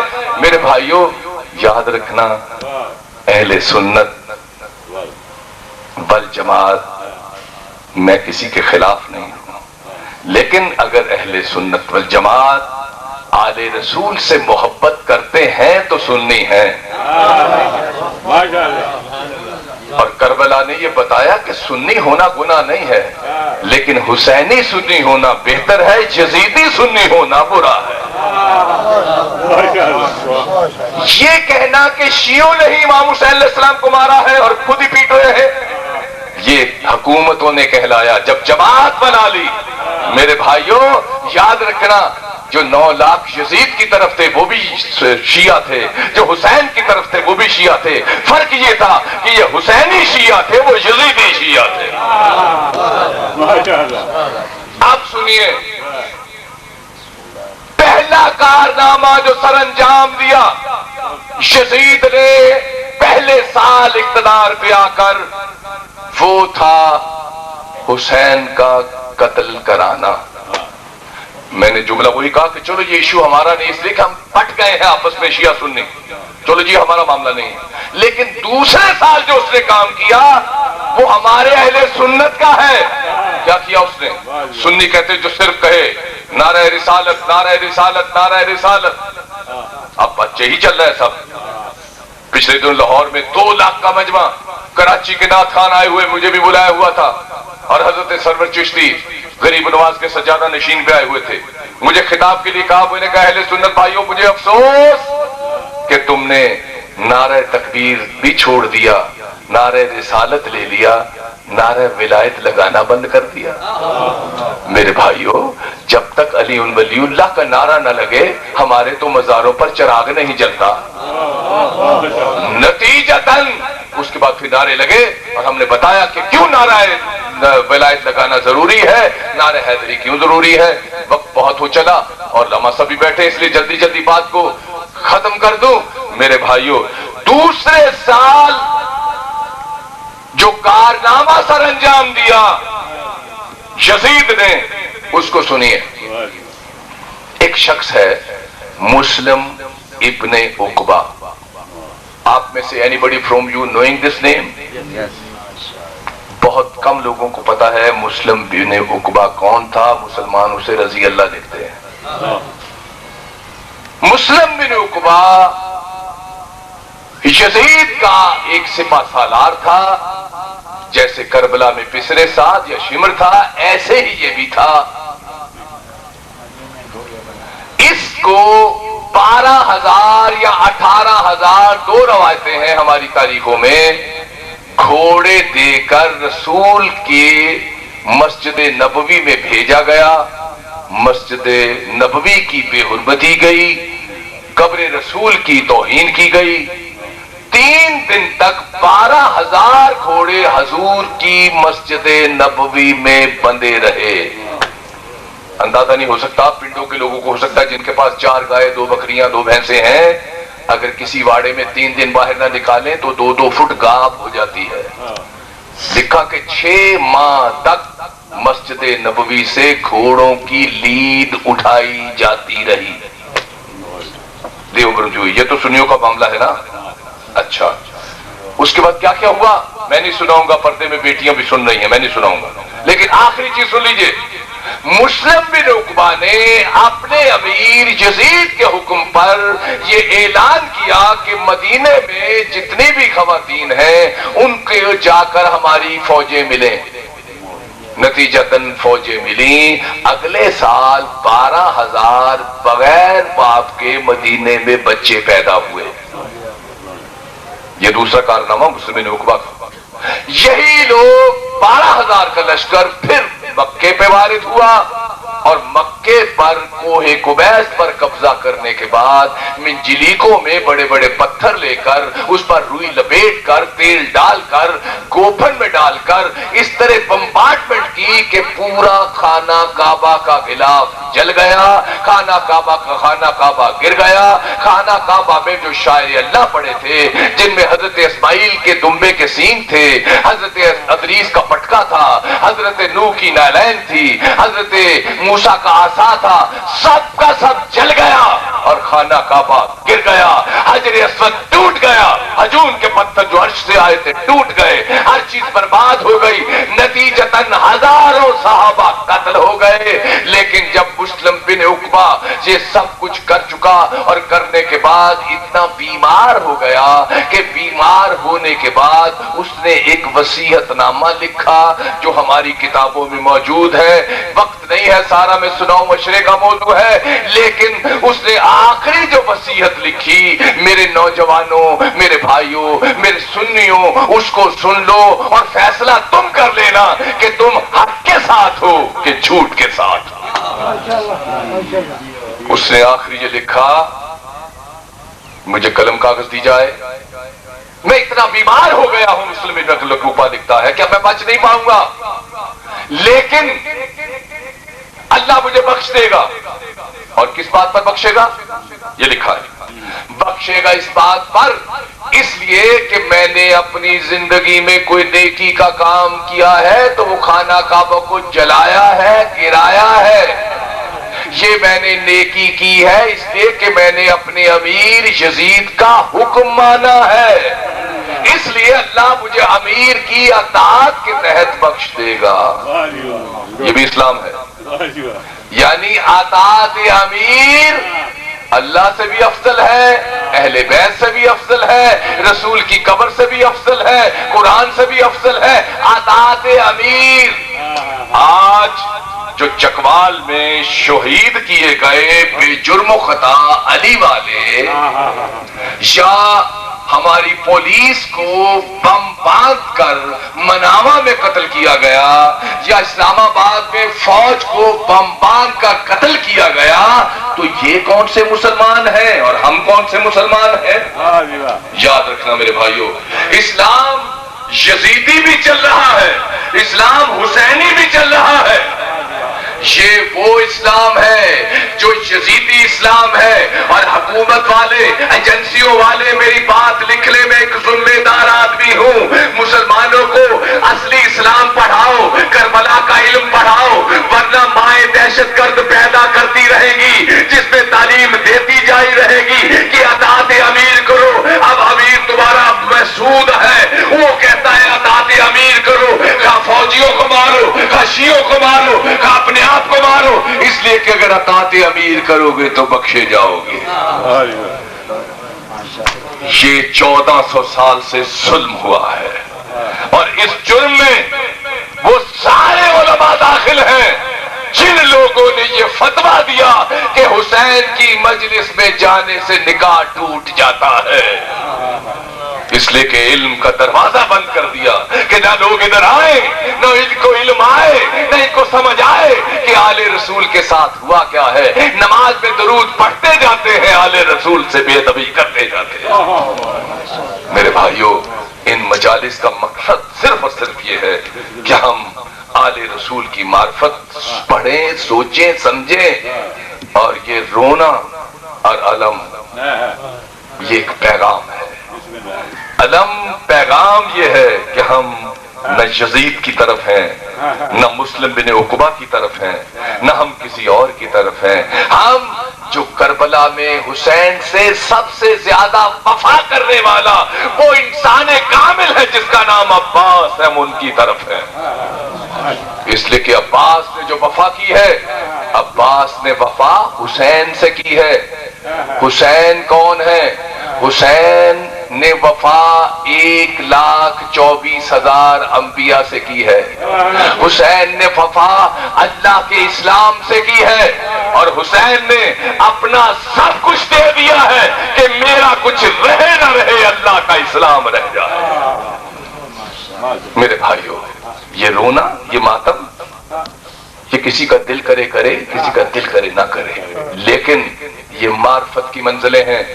جیسے ہمارے درباروں پہ قوالی ہوتی ہے، کچھ حال ڈال رہے ہوتے ہیں، کچھ نوٹوں کی برسات ہوتے ہیں، کوئی اپنے پیر کے چہرے پہ گم ہوتے ہیں، کوئی کچھ کرتا ہے. یہ اپنی اپنی معرفت ہے، لیکن یہ معرفت اہل بیت ہے. کوئی غم سن کر چیخیں مارتا ہے، کوئی غم سن کر چھاتی پیٹتا ہے، کوئی غم سن کر خون بہاتا ہے اور پیغام دیتا ہے رسول اللہ کو کہ یا رسول اللہ، کربلا میں ہوتے تو علی اکبر کے ہم نعلین سے صدقے ہو جاتے.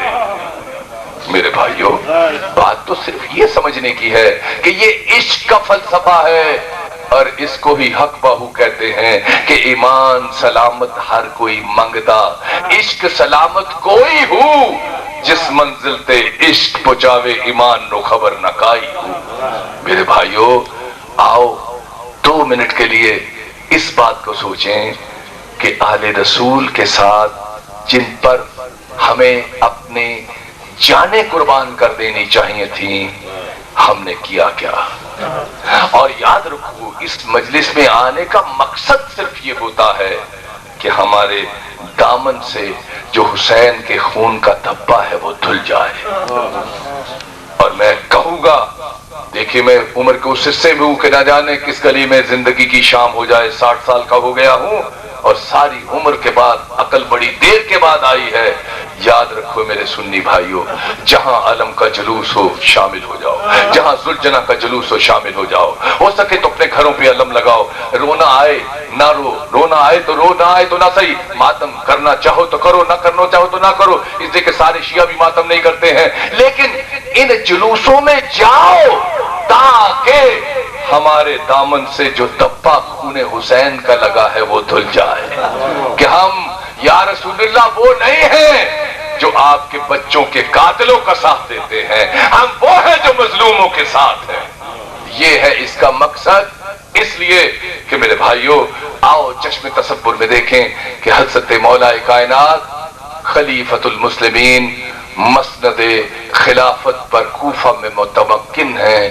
ایسے میں خواہش پیدا ہوئی کہ میری بیٹی ثانیہ زہرا صلوات اللہ سلام علیہا کوفہ میں تشریف لائیں. نتیجتاً 18 بھائیوں کی بہن بڑی شان کے ساتھ مولا کائنات کی اس آمد پر کہ آپ یہاں تشریف لائیں، بڑے شان کے ساتھ مدینے سے ہماری چلی. لکھتے ہیں کہ 18 کوس شمال جنوب مشرق مغرب، مرد تو بندے تو بڑی دور کی بات ہے، کسی پرندے کی نواح حبیبی کی اماری کی طرف نہیں پڑ سکتی تھی۔ جب سرحد کوفہ پر پہنچی تو خود حضرت امیر علیہ السلام آئے اور استقبال کیا، گھر میں لے گئے۔ کچھ دنوں کے بعد کچھ شرفائے کوفہ مولا کائنات کی خدمت میں تشریف لائے، عرض کی یا مولا، ہماری خواتین یہ چاہتی ہیں کہ آپ کی بیٹی کی زیارت کر لیں۔ تو حضرت علی علیہ السلام نے کہا جب تک میں اپنی بیٹی سے اذن نہ لے لوں، پوچھ نہ لوں، میں آپ کو کچھ نہیں کہہ سکتا۔ جب گھر تشریف لائے، بیٹی سے کہا بیٹی کوفہ کے کچھ شرفا میرے پاس آئے تھے، ان کی خواہش ہے کہ ان کی خواتین آپ کی زیارت کر لیں۔ تو بیٹی نے یہ جملہ کہا، میں جملہ جب ادا کرتا ہوں ایسے لگتا ہے میرا سینہ کسی نے کاٹ دیا ہے۔ عرض کہا اے بابا آ جائیں، لیکن ان خواتین کو یہ ضرور کہہ دیجئے کہ ایک ایک دو دو کر کے آئیں، بہت زیادہ نہ آئیں، اس لیے کہ زینب ہجوم نہیں دیکھ سکتی۔ زینب ہجوم نہیں دیکھ سکتی۔ میں ہاتھ باندھ کے کہوں گا اے پاک بی بی، آپ کوفہ میں ہجوم نہیں دیکھ سکتی، لیکن یہ کیسا موقع آ گیا کہ کربلا میں 9 لاکھ یزیدی فوج نال بندی میں ہے اور خیمے رسول کے گھر کے جل رہے ہیں، اور بیویاں ایک بیمار امام کو لے کر جلے ہوئے خیموں کے پاس ہیں، نال بندی ہو رہی ہے اور حکم دے رہا ہے شمر آگے بڑھو، سیدزادیوں کے سروں سے چادریں چھین لو۔ چادریں چھینی گئی۔ ایسے میں میرے بھائیوں یہ صرف یہی ہجوم نہیں ہے، ایک منظر اور دیکھ لیجئے کہ جب کوفے میں قیدیوں اور اسیروں کا یہ قافلہ آیا تو ایک نیزے پر علی اکبر کا سر اقدس تھا، ایک بام سے خاتون بولی ہائے یہ اتنا چاند سا بیٹا، اتنا خوبصورت شہزادہ یہ کون ہے؟ ہائے پیٹ کر کہنے لگی کاش اس کے قتل ہونے سے پہلے اس کی ماں مر گئی ہوتی۔ ماں باری پر چوک پر سر مار کے بولی اے بی بی کیا کہہ رہی ہو؟ اس کی بد نصیب میں ماں ام لیلا ہوں، یہ میرا بیٹا علی اکبر ہے، میں بد نصیب ہوں۔ اور ایسے میں میرے بھائیوں جب یہ سر کوفہ سے شام کی طرف جانے لگے تو رات کو ان سروں کو شمر صندوقوں میں بند کر کے تالے لگا دیتا تھا۔ ایسے میں صبح جب سر حسین کا صندوق کھولا تو اس میں حسین کا سر نہیں تھا۔ شمر تازیانہ لے کر سید سجاد کے قریب آیا، تازیانے نمار وہ صندوق کھول جہاں میرے بھائی علی اکبر کا سر ہے۔ جو ہی شمر نے صندوق کھولا دیکھا شمر نے کہ رخسارے علی اکبر پر حسین کے ہونٹ لگے ہوئے ہیں اور آواز آ رہی ہے اے میرے بیٹے علی اکبر، ولدی علی اکبر، علی اکبر میں نے تو بڑی محبت سے تمہیں پالا تھا۔ لعنت اللہ علی القوم الظالمین۔ پروردگار تجھے واسطہ ہے اپنی عزت و جلال کا، حضرت پیر حسن ناصر کا سایہ تادیر ہمارے سروں پر سلامت رکھ۔ پروردگار ایسے پیران طریقت جو شیعہ سنی اتحاد اور محبت کے قائل ہیں، اللہ ایسی ہستیاں اور زیادہ پیدا فرما۔ حضرت علامہ ٹھکر صاحب کو طول عمر عطا فرما۔ پروردگار چودھری افتخار حسین صاحب ہر سال بڑی محبت کے ساتھ اپنے پیر و مرشد کے اس خاص نگاہ کرم سے اس ذکر کو کراتے ہیں، اللہ ان کی توفیقات میں برکت عطا فرما۔ لندن سے لے کے کناڈا شریف تک اللہ ان کی ہر دلی مراد کو پورا فرما۔ ان کے بیٹے وقار کو طول عمر عطا فرما، اللہ ان کی ہر مراد پوری فرما، ہر برے شر شیطان شر انسان سے بچا۔ اللہ جو اس مجلس میں شیعہ سنی آیا ہے، جو اس کے دل میں تمنا ہے، عالیہ بی بی پاک کے صدقے سے دلی تمنائیں پوری فرما۔ پروردگار جو بیمار ہے شفائے کلی عطا فرما، جن کے اولاد نرینہ نہیں انہیں اولاد نرینہ عطا فرما۔ اے پروردگار حسین علیہ السلام کے صدقے سے میرا ملک جن خطرات میں ہے، ان خطرات کو حسین کے صدقے سے محفوظ کی میں بدل دے۔ اے پروردگار سب کو زور سے آمین کہنے کی توفیق عطا فرما۔ اے پروردگار ہماری پولیس، ہماری انتظامیہ جو اس وقت خطرات میں گھری ہے، اب عباس کے علم کے سائے سے انہیں تحفظ نصیب فرما۔ اور جو حسین کی مجلس میں انتظامیہ پولیس کے لوگ آئے ہیں، اللہ ان کی دلی مرادیں پوری فرما، تاکہ ان کو پتہ چلے کہ حسین کی مجلس میں جانے سے ملتا کیا ہے۔ اے پروردگار امت کو اتحاد اور اتفاق عطا فرما، ہم سب پر اپنی رحمتیں عطا فرما، جن بچیوں کے کفر نے انہیں اعلیٰ کف عطا فرما، ماؤں کو طول عمر عطا فرما، بیٹیوں کی عصمت کو محفوظ فرما۔ صلی اللہ تعالی علی خیر خلقہ و نور عرشہ محمد و آلہ و اہل بیتہ و صحبہ المنتجبین برحمتک یا ارحم الراحمین۔ پڑھے محمد و اہل بیت محمد علیہ السلام۔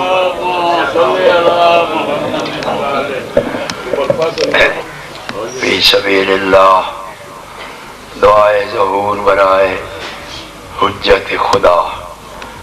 اللہم صلی علی محمد و آل محمد۔ اللہم کن لولیک الحجت بن الحسن صلواتک علیہ و علی آبائه الطاہرین المعصومین فی هذه الساعة وفی کل ساعة ولیا وحافظا وناصرا وقائدا ودلیلا وعینا حتی تسکنہ ارضک طوعا وتمتعہ فیہا طویلا یا مقلب القلوب ثبت قلوبنا علی دینک بحق دم المظلوم اللہم افعل بنا ما انت اہلہ ولا تفعل بنا ما نحن اہلہ اللہم صلی علی محمد و آل محمد فعجل فرج آل محمد اعوذ باللہ من الشیطان اللعین الرجیم بسم اللہ الرحمن الرحیم الحمدللہ رب العالمین والعاقبۃ للمتقین والجنۃ للمطیعین والنار للمعاندین والصلاة والسلام علی اشرف الانبیاء والمرسلین الذی قال سبحانہ فی شانہ وما ارسلناک الا رحمۃ للعالمین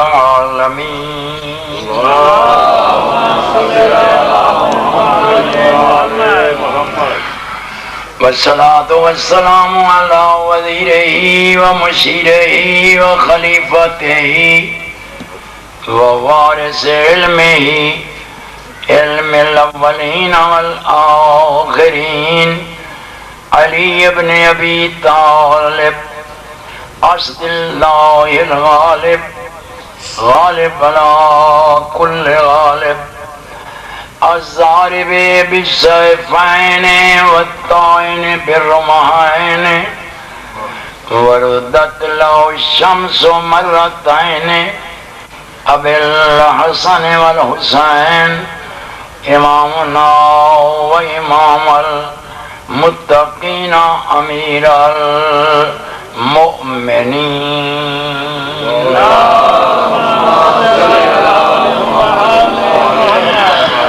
والصلاة والسلام على سيدة الجليلة المخدومة المعصومة المغمومة المحرومة عن حق ميراث أبيها وقال سبت علي مصائب لو أنها سبت الایام سرنا لیا لیا سائن دی ذات پہ صلوات پڑھو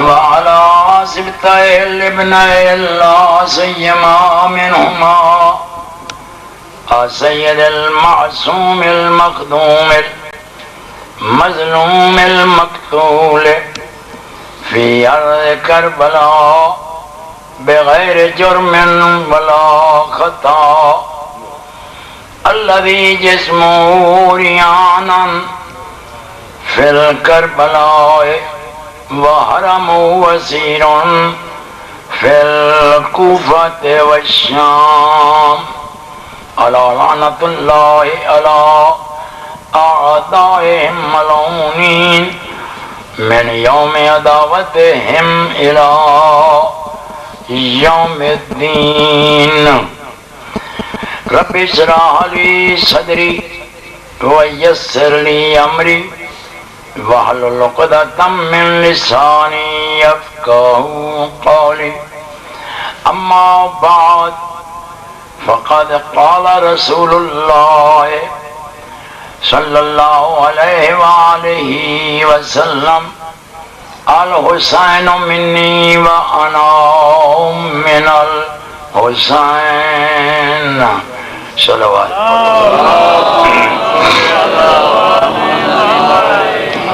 خالق کائنات باق محمد و آل محمد تمام مومنین و مومنات دا اس مجلس چرایا قبول فرمائے بانیان مجلس دی اج دے دن دی محنت خرچ لنگر نظراں نیازاں یہ سارا اہتمام آل محمد دے دربار قبول ہو اساڑے الفاظ فضائل و مصائب 12ویں آقا امام زمانہ اللہم صلی علی محمد و آل محمد اس مقدس دربار عبادت شمار احکم الحاکمین بے نیاز بادشاہ قیامت دے دن ہر مومن نو لوائے حمد دی چھان نصیب کرے مریے حسین حسین کر دے اور اٹھی بھی علی علی کر دے میرے معزز سامعین الحمدللہ کہ میرے نہایت ہی قابل احترام اور عزیز القدر سید حسن ناصر انہاں دی وساطت نال میں اس مجلس تے حاضر ہویا چونکہ میں 24 سفر تے بھی کسی مجبوری دے تحت نم آ سکیا تے اس مجلس تے بھی میں نے 2 مجلساں آج بہوں اوکھیاں منوایا ہے تے ترلے کیتن لاہور اور جڑالا تے میں کیا اگر اس مجلس تے ہی نہ منیا میں نے کوئی نہ پتا بھئی یہ مجلس کتنے ہونی ہے میرے ذہنی صرف کہ بلا حسن ناصر رہندا پروگرام آ جڑا میں نے فون ہوندا رہا تے میں کیا بھئی ہن اس مجلس تے اگر نہ منیا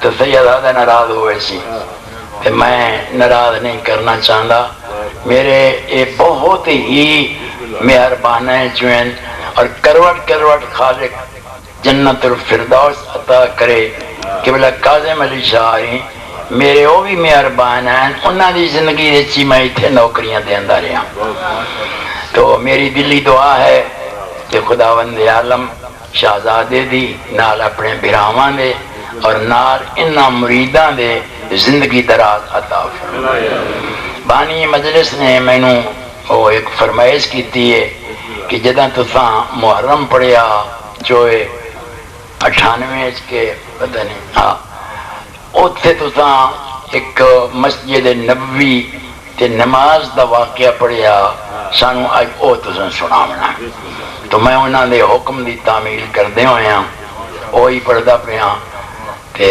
پھر مصائب بھی میں وہ پڑھتا جس دا میں نے سلامت بھٹی آکھیا وہ بھی بڑا پیارا ہویا جو شاہ صاحب کی بلا دا وہ جنرل سیکٹری ہویا اس وقت وہ دی تو مننی پوندی ہے نا بس ہوں تھی تلوات پڑھو تو میں شروع کروں. اس واقعے کی ابتدا یہ ہے کہ جتنے واجبات اللہ نے اپنے بندیاں تے نازل کیتے انہاں ساریاں واجبائیں چوں اہم واجب نماز ہے. گل تے رکھی جائیے پر ہن کرنی تو پوندی ہے نہیں. کڈیوں نماز دا نام لیا ونجے تو بندے کنا دے تے اونجی دل ہی ڈھائے ویندے. اودی وجہ یہ ہے کہ اساں لوگاں تو لایا ہی اس پاسے نہ چس والے پاسے جدے لطف چوکھا آوے تے حسد نفسی آوے تے بھئی ایک نعرہ چا بندہ مارے تے جنت واجب ہے. او ادائیں جو لایا ہے ہن نماز کوڑی لگ دی ہے. حالانکہ اول ترین واجب فروع دین چوں نماز. اور پھر لطف دی گل یہ ہے کہ جتنے باقی واجب ہیں انہاں سارے واجبیں اللہ نے کئی نہ کئی رعایت دیتی ہے, کچھ بچت دیتی ہے. مثلا روزہ یہ بھی واجب ہے کہ نہیں؟ تھوڑے بولے ہو, بڑا واجب ہے روزہ, لیکن اللہ نے اسے رعایت دو دیتی ہیں. ایک تو فرمایا ان کنتم علی مرض او علی سفر, اگر تسی بیمار ہو تو روزہ نہ رکھو بعد قضا ہی دیو, یا تسی جائز سفر تے ہو تاویں نہ رکھو بعد قضا ہی دیو. ہن بیمار جڑا ہے اللہ نے تو رعایت دے دیتی ہے. ہن اے بیمار بہتر جاندا ہے بھئی چن چڑھن والا بیمار ہے یا صحیح بیمار ہے.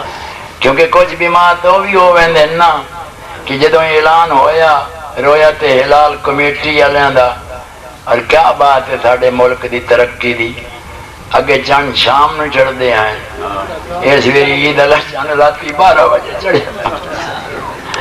اور کچھ میں بھی جاننا انہاں کمیٹی دے ممبرانوں جنہاں دے 3 ویری اکھیں دے آپریشن ہوئے ہوئے, جنہاں نو دامی دا نظر نہیں آندا انہاں نو پہلی دا کتھوں نظر آندا. چند چڑھیا اعلان ہویا کہ سویرے چودھری صاحب یا ملک صاحب یا مولوی صاحب اس آکھیا میں نو تبخیر ہو گئی. اجے ہی مرض دا نام لینا جیڑی کدائیں کہیں نو پتہ ہی نہ لگے تے سارا مہینہ او تبخیر ٹھیک نہیں ہوندی. او ونج ٹھیک ہوندی ہے عید والے دیہاڑے جداں ایڈی پلیٹ سیویاں دی اندر ونجے تا. اے بیمار نہ ایو جا بیمار گھر والوں دے تے اثر پا سکدا ہے, علاقے تے اثر پا سکدا ہے اگر وڈیرا بندہ ہے تا, لیکن جیڑا شاہ رب تو نزدیک اللہ ہے اس تو کون بچدا ہے؟ وہ تو جاندا ہے تو کیوں جا بیمار ہے. بہر صورت جیڑا بیمار ہے اس نو اللہ نے رعایت دے دیتی ہے کہ بیماری اس روزہ نہ رکھ. یا جائز سفر ہوئے, کئی بندے تو سمجھ گئے جائز تے کنان نہیں, اگر پتہ پہ لگدا تو مسئلہ ہے بھئی ناجائز سفر تے نہیں کہ بندہ قتل ہویا ہے مثال دے طور تے پنڈ دا دن خان تے آپ رہن والا راول پنڈی دا تے گواہی وہیں دی ہمیں لاہور کہ میں اکھیں ڈٹھا جدے فیر کیتا تے منہ مغرب والے پاسے چٹی جھوٹ جھوٹھی گواہی تے ونجنا تو او سفر جائز نہیں. شراب دی خرید و فروخت تے ونجنا تا جائز سفر نہیں. کسی اور برائی تے ونجنا تا او جائز سفر نہیں. تے جنہ ایک کم کرنے نو نہ روزہ رکھنا کیا ہے, غلطی ہے نا. سفر اچھا ہوں ایک مولویاں اور ہی نپھڑ گتے ہویا ہے اج کل والے جڑے چوکے پڑھ گھبرایا تو نہیں نہ بیٹھے چوکے پڑھ پہن نا ہونا دن یہ سفر تو اس سفر آ جدا پیدل دا سفر ہوندا یا گھوڑیاں دا یا اٹھاں دا. ہن تو سفر کوئی نہ ہویا, ہن تو جی جہاز ہوئے تے کاراں ہوئیاں تے تیز رفتار بساں, ہن سفر کوئی نہیں. تو ایدہ تو یہ مطلب ہویا میرے سنی شیعہ بھراواں ہو کہ آج دے ملہ جتنا اللہ نو علم کوئی نہ. بولو یعنی انہوں پتہ کوئی نہ کہ ایک دور آمنا ہے کہ کاراں بھی آنیاں تو بساں بھی آنیاں جہاز ہی آنے تے نال لکھ چھڑے اندر جس لئے آیت آئی کہ جس لئے آئے تیز رفتار سواریاں آمین تو اس لئے سفر کوئی نہیں سفر ہے بھامیں میل دائے بھامیں جہاز دائے اللہ جو فرمائندہ ہے نہیں اس رعایت دیتی ہے اور سفر سے روزہ رکھنا اتنا ہی جرم ہے جتنا گھارے سے رہ کے نہ رکھن دا جرم ہے تو واجب ہے روزہ لیکن رعایت دیتی اللہ نے بیمار نو اور مسافر اس تو بعد حج یہ بھی واجب ہے لیکن ہر بندے تے حج واجب نہیں لمن استطاع الیہ سبیلا جتھے ایو جا چپ مجمع ہوئے نا میں نے بھی بڑا لطف آندہ ہے پڑھنا دا چونکہ میں جدہ ریڈی دے پڑھنا نا تو تے اکلہ کمروں آندہ ہے تے میں آنا تے میں یہ سمجھے نا وہ کمرے آلی گل مقصد یہ ہوندہ ہے حقیقت ہے کہ کچھ سمجھ آوے اور واہ واہ تے داداں تے نعرے تے او تے بڑیاں لائے چکاں بلکہ اتنیاں لائے چکاں جو او تلے رہ گئی ہیں میں اگاں ودھیا ودا 59 سال تے 4 مہینے ہو گئے اس چین شادی نوکری روئے زمین دیاں نوکریاں 25 سال تو بعد پرباز کر دیں دیاں تے ظاہرات چند دیو نوکری ہے جو بڑھیپا ختم ہو گیا جوانی ہون پہ چڑھنا اے مظلوم کربلا دی کرم نوازی ہے واجب ہے حج لیکن لمن استطاع الیہ سبیلا جس کو طاقت ہوئے استطاعت ہوئے ونین دے خرچ واپسی دے خرچ معلمہ دیاں فیساں مکانہ دے کرائے قربانی دے خرچ تے پچھلیاں دا بھی خرچ اے نہیں بھائی آپ کو حج تے ودہ ہوئے تے پچھلے پندے ودے ہوئے نا انہاں دا بھی مکمل خرچ یہ ساریاں گلاں ہوئن تو پھر حج واجب ہے اگر نہیں تو حج واجب نہیں ہو گئی نا رعایت بھائی بولو روزے کی رعایت ہو گئی بیمار نو تے مسافر حج کی رعایت ہو گئی غریب نو زکات بھی واجب ہے لیکن ہر بندے تے یہ بھی نہیں کچھ باتاں تو ایسی ہمیں آندی ہیں آج دے دورے جنہاں نو پتہ ہی نہیں بھئی زکات کہیں گاں دا نہ ہے یا مجھ دا نہ ہے اس دورے بھئی وہ کیڑی شاہ ہوندی زکات او واجب ہے کہ جس دو سے ہو گئی یہ واجب تے نہیں دیندہ او دا سارا رزق حرام ہے جتنی زندگی خرچ کرنا او حرام کھانا زکات او واجب ہے لیکن او دیاں شرطاں گندم دتے جو دتے چنیاں دتے او دا نصاب ہوندا ہے کہ جڑا زمیندار ہے انہیں مجلساں دے تے گلاں کرن دیاں نہیں تے پیش نماز دی دس سکدے یا جڑیاں تھڑیاں چھوٹیاں چھوٹیاں فقہ دیاں کتاباں انہاں دے چ پڑھ سکیندا ہے کہ گندم کس نال پیوائی بارش نال پیتی ہے سیراب ہوئی ہے تو او دے زکات دا حساب ہو رہے ٹیوب ویل نال او دا ہو رہے خود نال او دا ہو رہے نیل دا او دا ہو رہے پھر خرچ پورا جتنا کیتا او کٹ کے باہر کٹ کے پھر اگاں شکن کہ چاہیے بارانی ہے اس دی جو کائش ہے بچے تا پھر زکات واجب ہے کہ جس نے کھاون دی نہیں ملنی اس میں زکات کیڑی کرنی ہو گئی نا رعایت بھائی زکات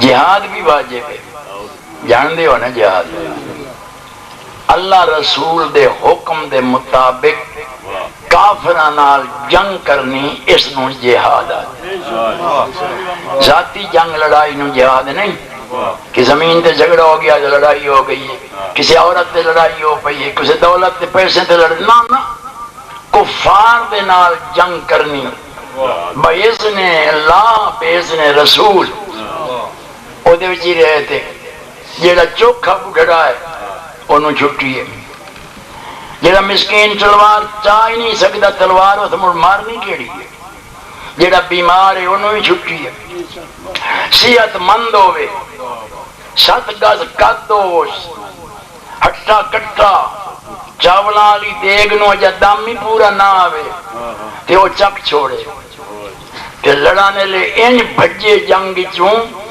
جو اپنے گھر دیاں تو پوچھدا کھلوتا ہوئے بہن جی یہ گھر ہے اس نے اللہ رسول دی لعنت ہے تو اسے جریت ہو گئی جہاد خمس بھی واجب ہے گھبران دے تو نہیں آنے یہ واجب خمس جس بندے پہلی دفعہ رزق حلال کرنا ہے اس ہر شاید خمس کرنا ہے سوائے مکان اور زمین اس میں فدیندن جمادات جمادات آتی ہے جڑی ایک چیز دوئی جاتے منتقل نہ ہو سکے اس دے وچ خمس نہیں ہے باقی جتنا گھر دا ترکہ ہے اس دا سارے دا خمس ترائے حصے ہوندن سادات مستحق سامع امام وابن السبیل مسافر انہاں دا تے جدہ ایک ویری رزق پاک ہو گیا وقت ہوندی ہے سال دی بچت یا او برتن جڑا استعمال نہیں ہویا سارا سال او دتے ہی واجب ہے ایک بستر پیٹی پیا تے پورا سال کہیں نہیں استعمال کیتا او دتے ہی واجب ہے یعنی ساریاں واجبائیں رعایتاں ہیں واحد واجب نماز جس رعایت کئی اگر کئی رعایت ہے نماز تو وہی ہو کچھ کہ واجب ہوندی یہ بالغ ہومن تو بعد بالغ ہومن تو پہلے واجب نہیں کہ دوئی رعایت یہ ہے کہ سفر جو وہ تو 4 رکعتیں آندیاں 2 کوئی گلہ دینے چاہ رہی ہیں اور رعایت کا ہی نہیں 15-16 سالاں تک بے نیاز انہاں ملائکہ نو فرمائندہ ہے آجڑے تھاڑے کرامن کاتبین سجے کھبے جڑے تھاڑا صاف لکھ دیں بھیڑا بھی تے چنگا بھی برائی کی تھی نیکی کی تھی یہ لکھ دیں انہاں نو حکم ہوندہ ہے 15-16 تائیں اللہ دا کہ اجا میرے نازنین شہزادے دا کچھ بھی نہیں لکھنا اے موج کرے